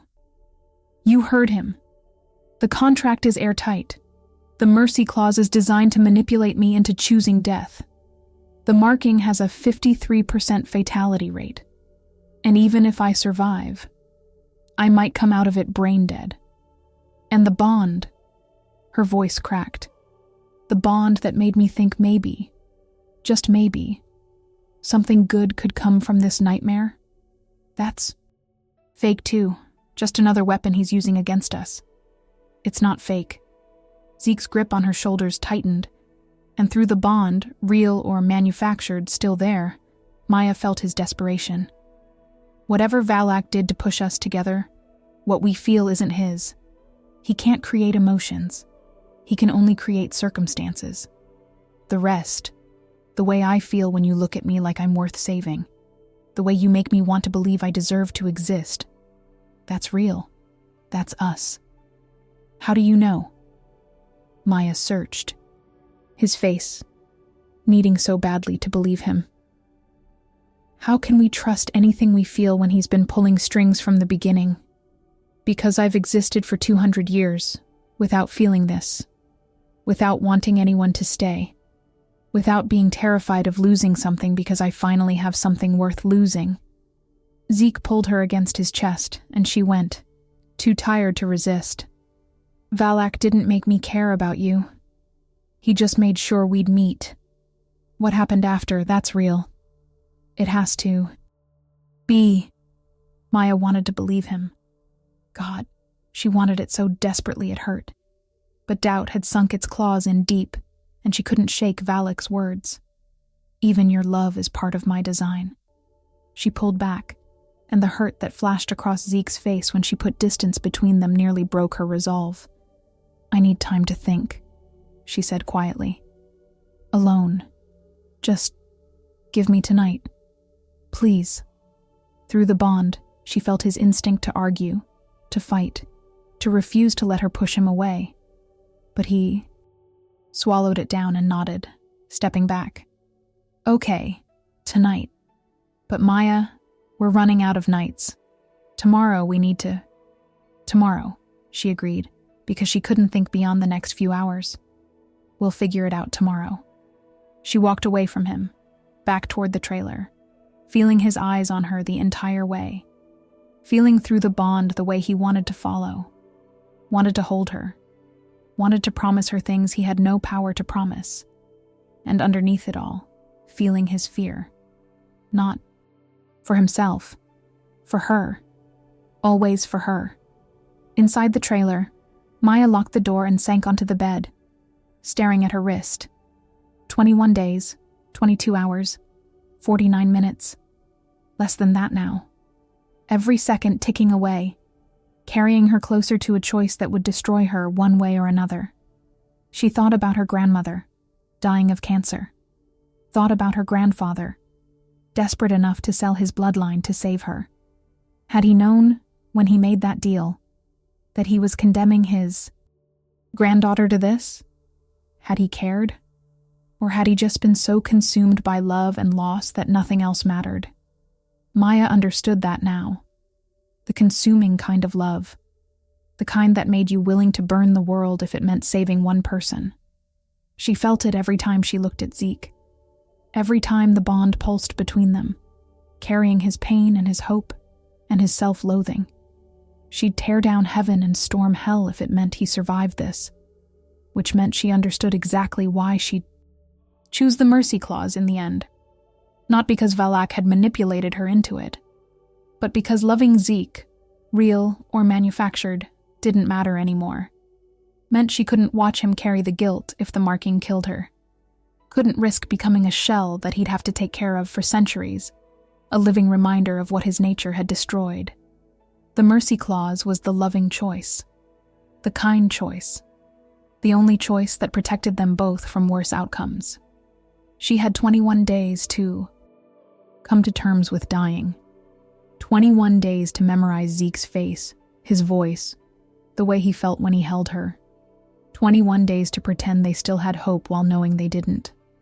And then she'd walk into Valak's waiting arms and hope that whatever came after death was kinder than what came before. Outside the trailer, Maya heard Zeke settle onto the ground, positioning himself where he could guard the door. She felt through the bond his exhaustion, his grief, his absolute refusal to sleep. Because he couldn't protect her if he was unconscious. Felt him cycling through every piece of information they had, searching desperately for the loophole that didn't exist. Felt the moment he gave up searching and just sat there, radiating helpless fury at a fate he couldn't fight. Maya closed her eyes and let the tears come, silent and burning. She cried for her grandfather, who'd loved and chosen wrong. For her grandmother, who'd died not knowing what that love would cost. For Zeke, who'd spent 200 years punishing himself and finally found someone worth living for, only to lose her anyway. And for herself, 26 years old, tattooist with steady hands and careful lines, who'd never gotten to choose her own story because it had been written before she was born. Through the bond, she felt the exact moment Zeke sensed her crying, felt his agony at being on the other side of a locked door, unable to comfort her. Felt him press his palm against the trailer wall, as close as he could get without breaking down the door and refusing to leave her side. "I'm sorry," he whispered, voice barely audible. "Maya, I'm so sorry. I should have stayed away, should have refused to help. But I was selfish and I needed," his voice broke. "I needed you, and now we're both paying for it." Maya wanted to tell him it wasn't his fault, wanted to say she'd choose him again, even knowing how it ended. But her throat was too tight, tears falling too fast. So instead, she just pressed, her palm against the same spot on the wall where his hand rested on the other side, separated by inches and miles, and let the bond carry what words couldn't. Forgiveness, grief, love that felt like being torn in half, acceptance of an ending neither of them wanted, but both of them could see coming. 21 days, 22 hours, 11 minutes. The countdown glowed in the darkness like a funeral pyre, counting down to the moment Maya Cardoso would cease to exist. And there was nothing, absolutely nothing, that could stop it. Outside, Zeke slid down the wall until he was sitting on the ground, head in his hands, shoulders shaking with silent sobs. Inside, Maya curled into a ball on the bed, clutching a pillow that smelled like him, cinnamon and sulfur and desperation. And between them, the bond hummed its mournful song, a requiem for a love story that was doomed from the very first page. Valak had been right about everything, the tragedy, the inevitability, the exquisite cruelty of giving them hope just so it would hurt more when he took it away. And the worst part, the part that would haunt Zeke for centuries after Maya was gone, was that they'd seen it coming and still couldn't stop it. Some contracts, it turned out, were written in blood for a reason, and no amount of love, real or manufactured, could wash them clean. Maya woke up on the last day with Zeke's arms around her and sunlight burning through the trailer window like an accusation. 0 days, 6 hours, 43 minutes. She'd stopped asking him to keep distance 2 weeks ago. Stopped pretending they weren't both drowning and clinging to each other as the only solid thing in a world designed to destroy them. His chest rose and fell against her back. He was actually sleeping, finally, after 72 hours of forced wakefulness.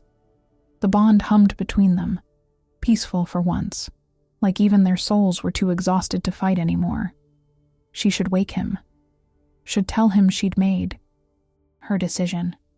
But Maya was selfish enough to want these last few hours, this stolen morning where they could pretend the countdown on her wrist wasn't screaming its final act. So she stayed still, memorizing the weight of his arm across her waist, the cold, hot press of him against her spine, the way his breath stirred her hair.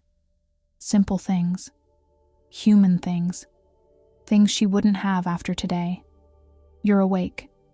His voice was rough against her ear, and she felt him tense as reality crashed back. "What time?" 6 hours. She turned in his arms to face him, and God, he looked wrecked. Both eyes were shadowed with exhaustion, the scars on his left side standing out livid against gray skin. 2 weeks of searching for loopholes that didn't exist, fighting demons Valak sent just to torment them, watching the woman he loved, and they'd stopped pretending it was anything else, march toward death. It had carved him hollow.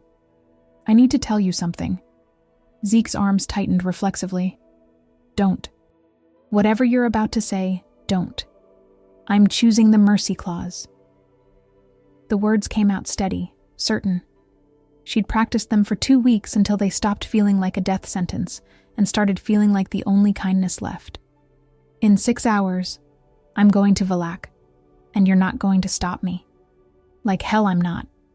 He sat up abruptly, pulling away from her. And through the bond, Maya felt his panic spike. "We still have time. We could run. To where?" Maya sat up too, facing him. "Zeke, we've run across half of Brazil. We've fought off 23 attacks. We've exhausted every contact you have, read every text on demonic contracts, tried every possible angle. And we both know there's no way out. The mercy clause is the only option that doesn't end with me screaming for 7 days while you watch, praying I die so the pain stops. I can handle your screaming if it means you live." His voice broke. "I can handle anything except losing you. But I can't handle you. Carrying that guilt."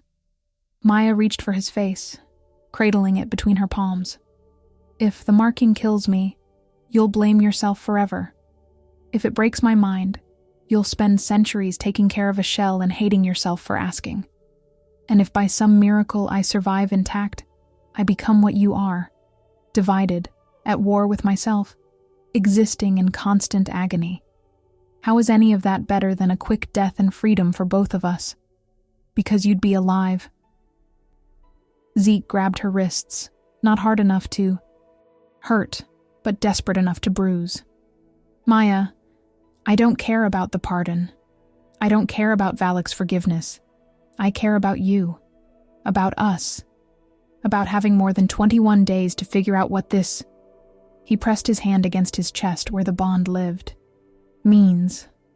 I'd rather have you broken and alive than whole and gone. That's not your choice to make." She pulled her hands free gently. "It's mine, my body, my soul, my choice. And I'm choosing to die so you can live without guilt. That's not love. That's martyrdom." His voice turned harsh, and she felt through the bond his terror manifesting as anger. "You're doing exactly what Valak predicted. Sacrificing yourself because you think it's noble. Because you think I can't handle watching you suffer?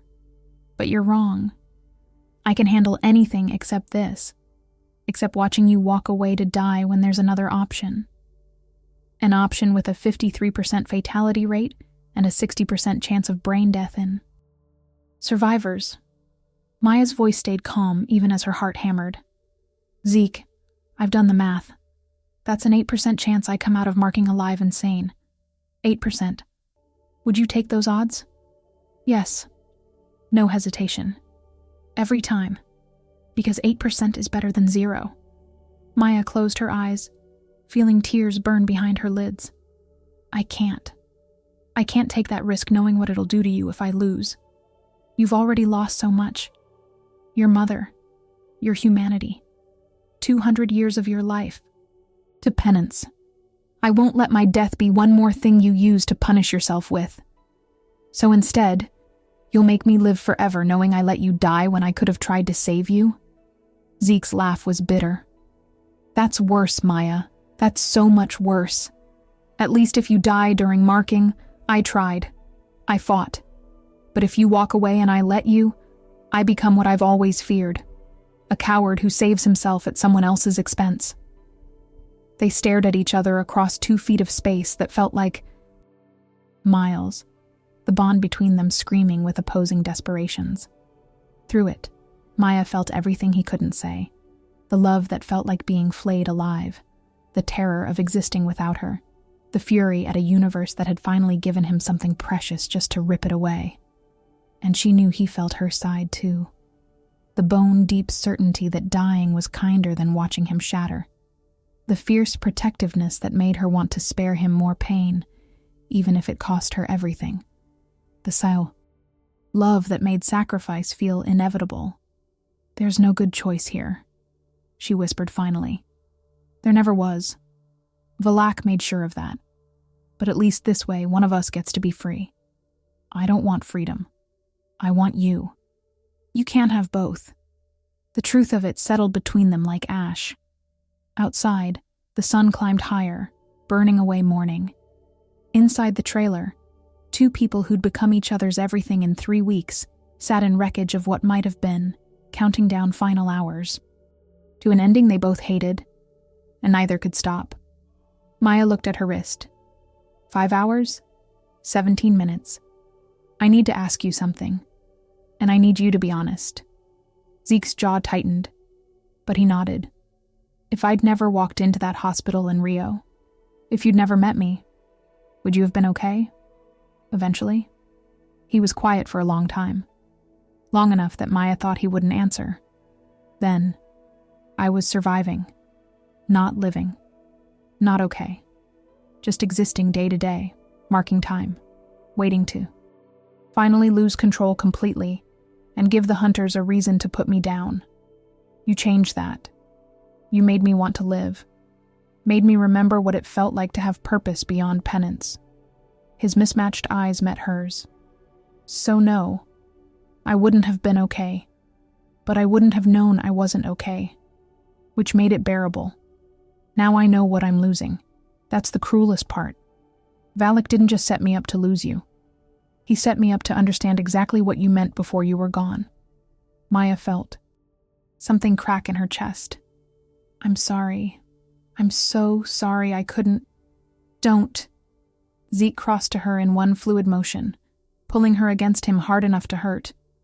Don't apologize for existing, for being exactly what I needed when I'd given up hope. If I had to do it again, knowing it ended like this, I'd still choose every moment. Still choose you, even knowing it destroys me. They held each other as the countdown ticked away. 4 hours, 58 minutes. 4 hours, 47 minutes. Time bleeding away like their last chances. Maya pressed her face into Zeke's neck, breathing him in. Cinnamon and sulfur, and underneath it something uniquely him, indefinable except as home. She felt his hands in her hair, trembling, trying to memorize the texture. Felt through the bond his desperate prayer to a god who'd abandoned him centuries ago. Please, not her. Take me instead, please. I need you to promise me something, Maya said against his skin. After I'm gone, I need you to actually live.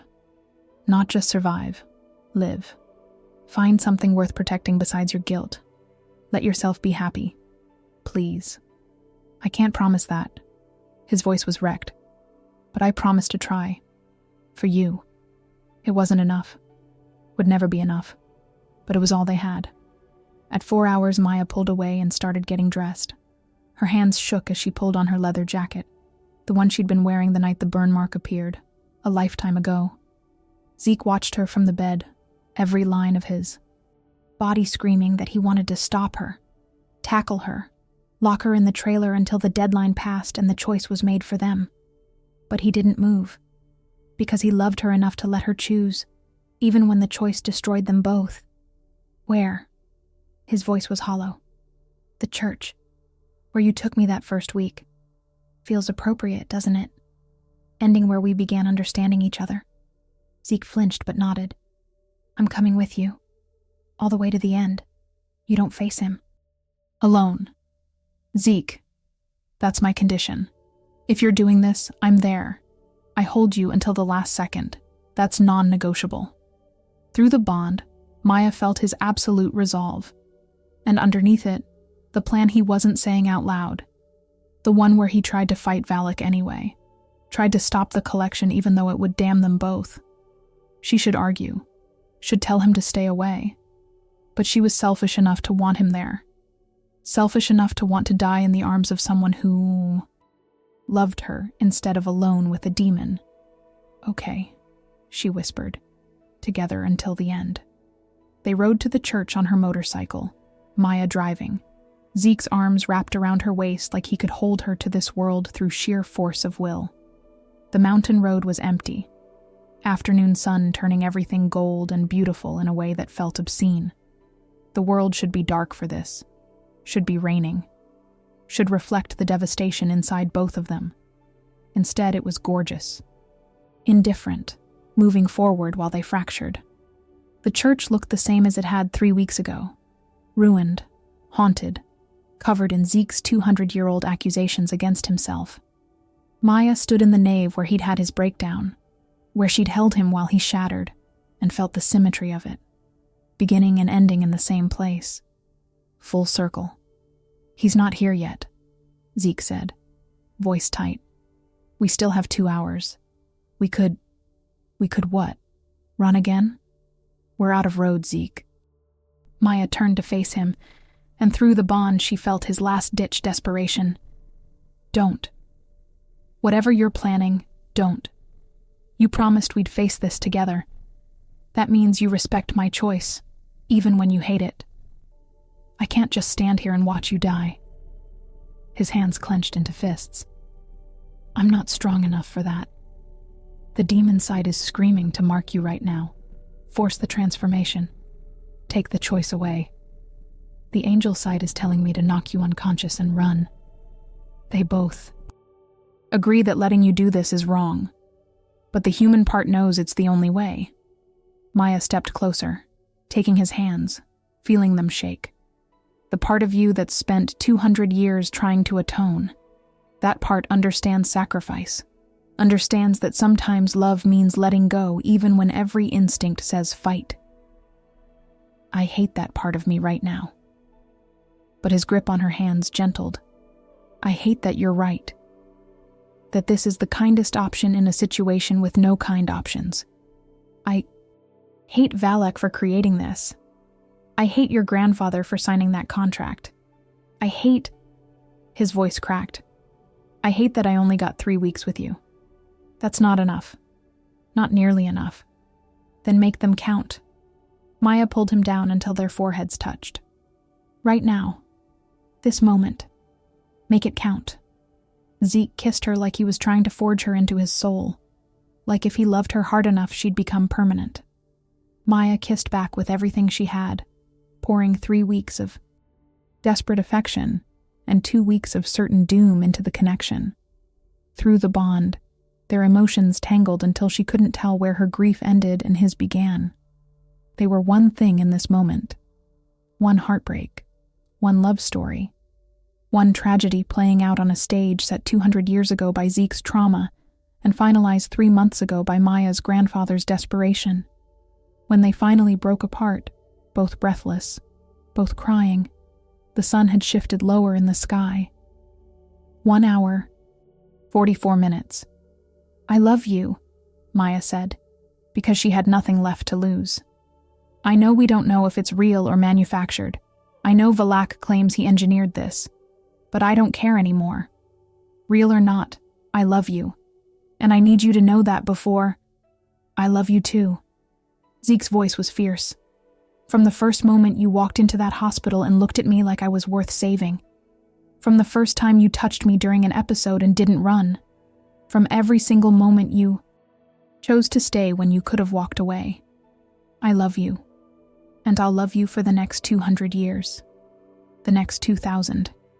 However long this curse lasts, I'll be carrying you with me. They sank to the floor together, holding each other in the ruins of Zeke's past and the remains of their future. The bond between them sang, not peacefully, but with the desperate, beautiful intensity of something about to break. Maya memorized the feel of him, the sound of his breathing, the way his heart hammered against her ear when she pressed close. Every detail, every second, building a collection of moments to carry into whatever came after death. At 1 hour, the air in the church went cold. Valak appeared without fanfare, stepping out of shadows like he'd been there all along, waiting. He looked exactly the same. Beautiful, terrible, wearing that slight smile like he'd won a game they'd never had a chance of beating. Punctual, I appreciate that. His black eyes moved between them, taking in how they clung to each other. Though I expected more fight, this is almost disappointing. Where's the dramatic last-minute attempt to find a loophole? The desperate bargaining? The violence? There's no loopholes, Maya said, voice steady despite the terror coursing through her. You made sure of that. So let's just finish this. Maya, no. Zeke's arms tightened around her, but Maya felt through the bond the moment he gave up fighting. The moment he accepted that loving her meant letting her make this choice, even though it killed him. I can't let go. Yes, you can. Maya pulled back enough to look at him one last time. Memorized his divided face, the storm gray eye and the amber eye, both wet with tears. You're the strongest person I've ever met. You can survive this. You have to. Don't ask me to. His voice broke completely. Please, Maya, don't make me. I love you. She kissed him once more, soft and final. Remember that, when the guilt gets bad. Remember I chose this, not because you failed me, but because I loved you enough to spare you worse pain. Okay? Zeke couldn't speak, just nodded, face crumpling. Maya stood on shaking legs, Zeke's hand still clasped in hers for one more second. Then she let go, forced herself to walk toward Valak, each step feeling like wading through concrete. The demon watched her approach with something almost like approval. Voluntary surrender, he said, spoken in full awareness and sound mind. The contract is satisfied. He extended his hand. Take my hand, Maya Cardoso, and I grant you mercy. Swift passage, no collection, no suffering, just the end. Maya looked back once. Zeke was on his knees in the center of the ruined church, face in his hands, shoulders shaking with sobs that she felt through the bond like knives. Around him, his power flickered, golden light and black shadow at war, the duality that defined him fracturing under grief. He looked up, met her eyes across the distance, and through the bond she felt him scream the words he couldn't say out loud. Don't leave me, please. I can't do this without you. Please. I'm sorry, she whispered. Then she took Valak's hand. The cold was immediate, absolute, like being plunged into Arctic water. Maya gasped, feeling it spread through her veins, up her arm, toward her heart. Valak's grip was iron, inescapable, and his smile widened as he began to pull. Not her body, but something deeper. Her essence, her soul, the thing that made her Maya, instead of just flesh and bone. Behind her, Zeke screamed, a sound of pure anguish that came from both sides of him simultaneously, human and demon and angel all harmonizing in devastation. Through the bond, Maya felt his power explode outward in a wave of uncontrolled fury, felt him surge to his feet, moving toward them with lethal intent despite his promise not to interfere. But Valak was faster. With his free hand, he made a gesture, and Zeke slammed into an invisible wall, trapped. "You'll watch," Valak said calmly. "That's your punishment. Watching her die knowing you could have tried to save her and chose not to. That guilt will carve you hollow for centuries. Exquisite. Let her go." Zeke threw himself against the barrier, hands igniting with power, trying to burn through. But Valak's magic held. Maya, fight him, please." But Maya couldn't fight. The cold had reached her chest now, wrapping around her heart, and she felt herself fading, felt her consciousness beginning to splinter. Through the bond, she felt Zeke's agony as if it were her own. And God, she'd thought dying would be easier than this. Thought the mercy clause meant quick and painless. But this, watching Zeke destroy himself trying to reach her, feeling his soul tear as the bond began to break. This was torture. "Stop," she gasped, not sure if she was talking to Valak or Zeke or herself. "Please, just stop." And then something impossible happened. The burn mark on Maya's wrist, the one that had been counting down to this moment for 3 months, suddenly flared white hot. Not painful, just bright, blazing like a star. Through the bond, she felt Zeke's shock, felt Valak's grip falter, felt something ancient and powerful stir in her bloodline, waking up after generations dormant. "What?" Valak started, but he didn't finish, because Maya was changing, not dying, not fading, changing. Her skin began to glow from within, soft gold on her right side, shadow dark on her left. The bond between her and Zeke, which had been fraying as Valak pulled her soul free, suddenly snapped taut and pulled back. Hard, dragging her essence back into her body with such force that Valak's grip broke. He stumbled backward, shock replacing his usual composure for the first time. "Impossible," he whispered. "The contract, you're human. This can't." But Maya wasn't human anymore. She could feel it, the transformation rippling through her on a cellular level, not the agonizing marking Zeke had described. This was something else. Something that had been sleeping in her blood, passed down from her grandmother, from her great-grandmother, from generations back to an ancestor who'd been touched by something divine and something profane. A latent Nephilim gene, dormant until activated by the combination of Valak's collection attempt and the fully formed mate bond with Zeke. She was transforming into exactly what the contract couldn't claim.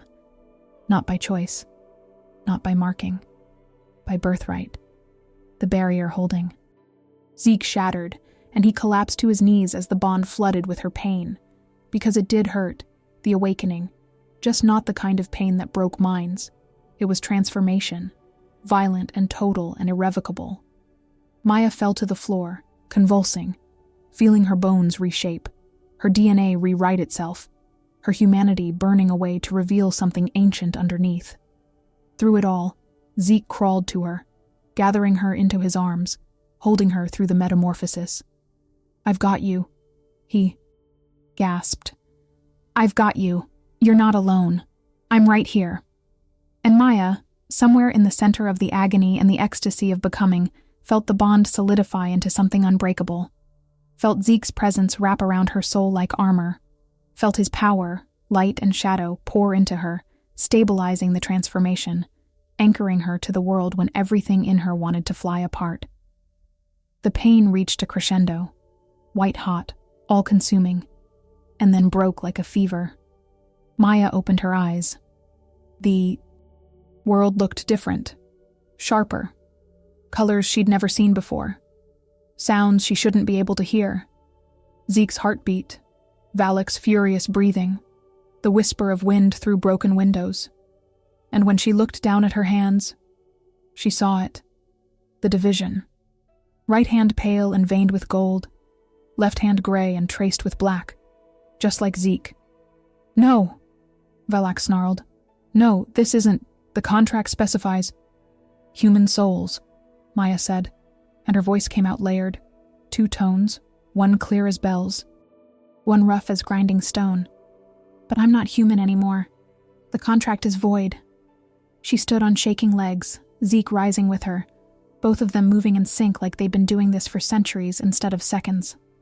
Through the bond, Maya felt his shock, his disbelief, his desperate hope that this wasn't a dream, felt his power resonate with hers. 2 halves of the same impossible whole.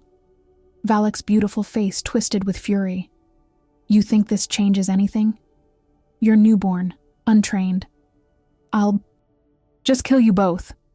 Try.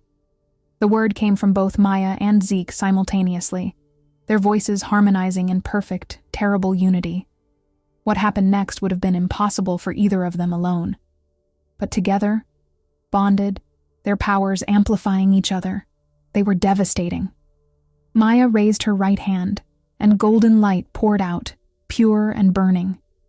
Zeke raised his left hand, and shadows writhed, hungry and cold. Where their powers met, something new formed, something that had never existed before. Light and shadow woven together, neither conquering the other, both existing in perfect, impossible balance. They threw it at Valak. The demon screamed, actual fear, not staged, not manipulated, as the combined power slammed into him. It didn't destroy him. Couldn't.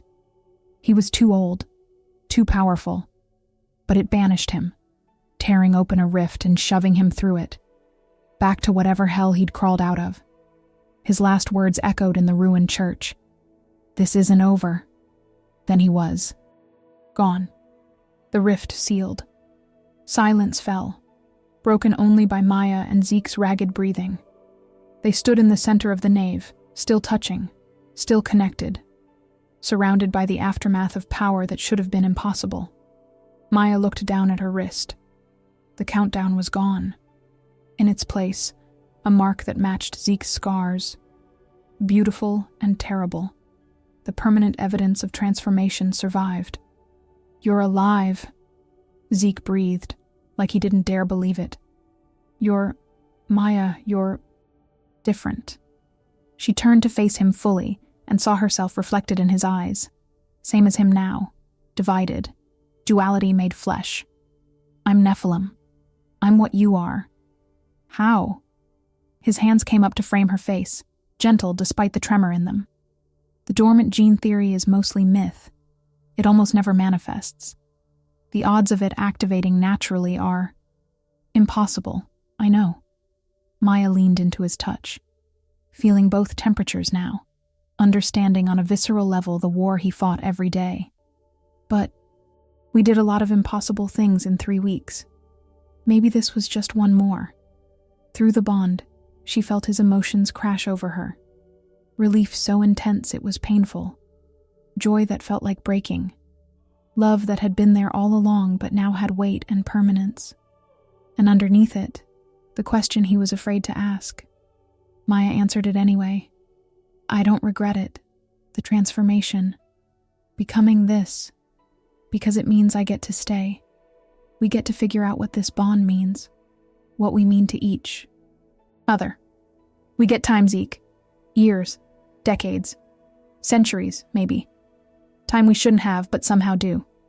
Time, he repeated, like the word was foreign. Time with you. I can't. His voice broke. How do I deserve this? After everything. After being willing to let you die because you asked me to. How do I deserve you staying? You don't have to deserve it. You just have to accept it. Maya pulled him down into a kiss that tasted like salt and relief, and the beginning of something neither of them had names for yet. We're stuck with each other now. Bond's complete. I'm half Nephilim, which means I'm as much an abomination as you are, so we might as well be abominations together. Zeke laughed. Actually laughed. The sound startled out of him like he'd forgotten how. Together. I like that. I love that. I love you. He kissed her again, deeper, and through the bond Maya felt the last of his walls come down. Felt him let himself believe, for the first time in 200 years, that maybe he was allowed to be happy, that maybe love didn't always end in tragedy. "I love you too," she whispered against his mouth. "My beautiful disaster. My impossible salvation." They stayed like that as the sun set. Two broken things that had somehow made each other whole, in the ruins of a church that had witnessed Zeke's worst day and now his best. Outside, the world continued turning, indifferent to miracles. But inside, in the space between heartbeats and the warmth of the bond, Maya and Zeke had found something precious. Not a happy ending. The road ahead would be hard. Learning to control her new nature, dealing with the hunger and the duality, facing whatever consequences came from defying Valak's contract. But it was a beginning. A chance. A future they'd stolen from the jaws of death through impossible luck and desperate love. And as night fell over the mountains, Maya pressed her palm to Zeke's chest, feeling his heart beat in time with hers, and thought, This is what it means to come home. Not to a place, but to a person. To a bond that shouldn't exist but does.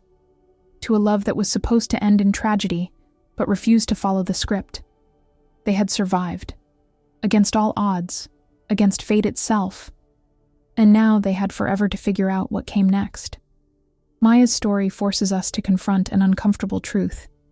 Sometimes love isn't about happy endings. It's about the courage to face impossible choices and accept transformation we never asked for. She walked into that church ready to die for someone she'd known only 3 weeks, willing to sacrifice everything so he wouldn't carry more guilt. But fate had other plans, and she emerged as something between human and divine, forever changed by a love that refused to follow the script. It makes you wonder, if you were standing in her shoes with 73 days counting down on your wrist, would you have the strength to choose death for someone else's peace? Or would you fight, risk everything, demand that impossible 8% chance at survival? And maybe more importantly, would you have the courage to accept the transformation when it came, knowing you'd never be the same person again? In the end, Maya and Zeke didn't get the ending Valak wrote for them. They didn't get the tragedy everyone expected. But they also didn't get an easy resolution. They got something harder, something more real. They got each other, flawed and broken, and forever bound by a connection that started as manipulation, but became salvation. They got time. Not infinity, not perfection, but precious stolen time to figure out what it means to love someone when you're both fighting wars inside your own skin. That's the real story here. Not the demons or the contracts or the supernatural drama. It's about two people who looked at fate's cruelest design and said no. Who chose each other even when choosing meant pain. Who proved that sometimes the bravest thing you can do is refuse to accept that love. Has to end in loss. If this story moved you, if you felt Maya's terror and Zeke's desperation, if you found yourself holding your breath during those final moments in the church, then this channel has more stories waiting for you. Stories about love that defies logic, about choices that break and remake us, about the beautiful disasters we become when we dare to fight for something worth keeping. Hit that like button if Maya's courage inspired you. Subscribe if you want more tales of impossible love and hard-won redemptions. And share this with someone who needs to remember that even in our darkest moments, even when fate seems inevitable, we still have the power to rewrite the ending. Because sometimes the best stories aren't the ones where everything works out perfectly. They're the ones where broken people refuse to stay broken, where love becomes the weapon that shatters every cage, and where transformation, painful as it is, becomes the door to something we never knew we needed.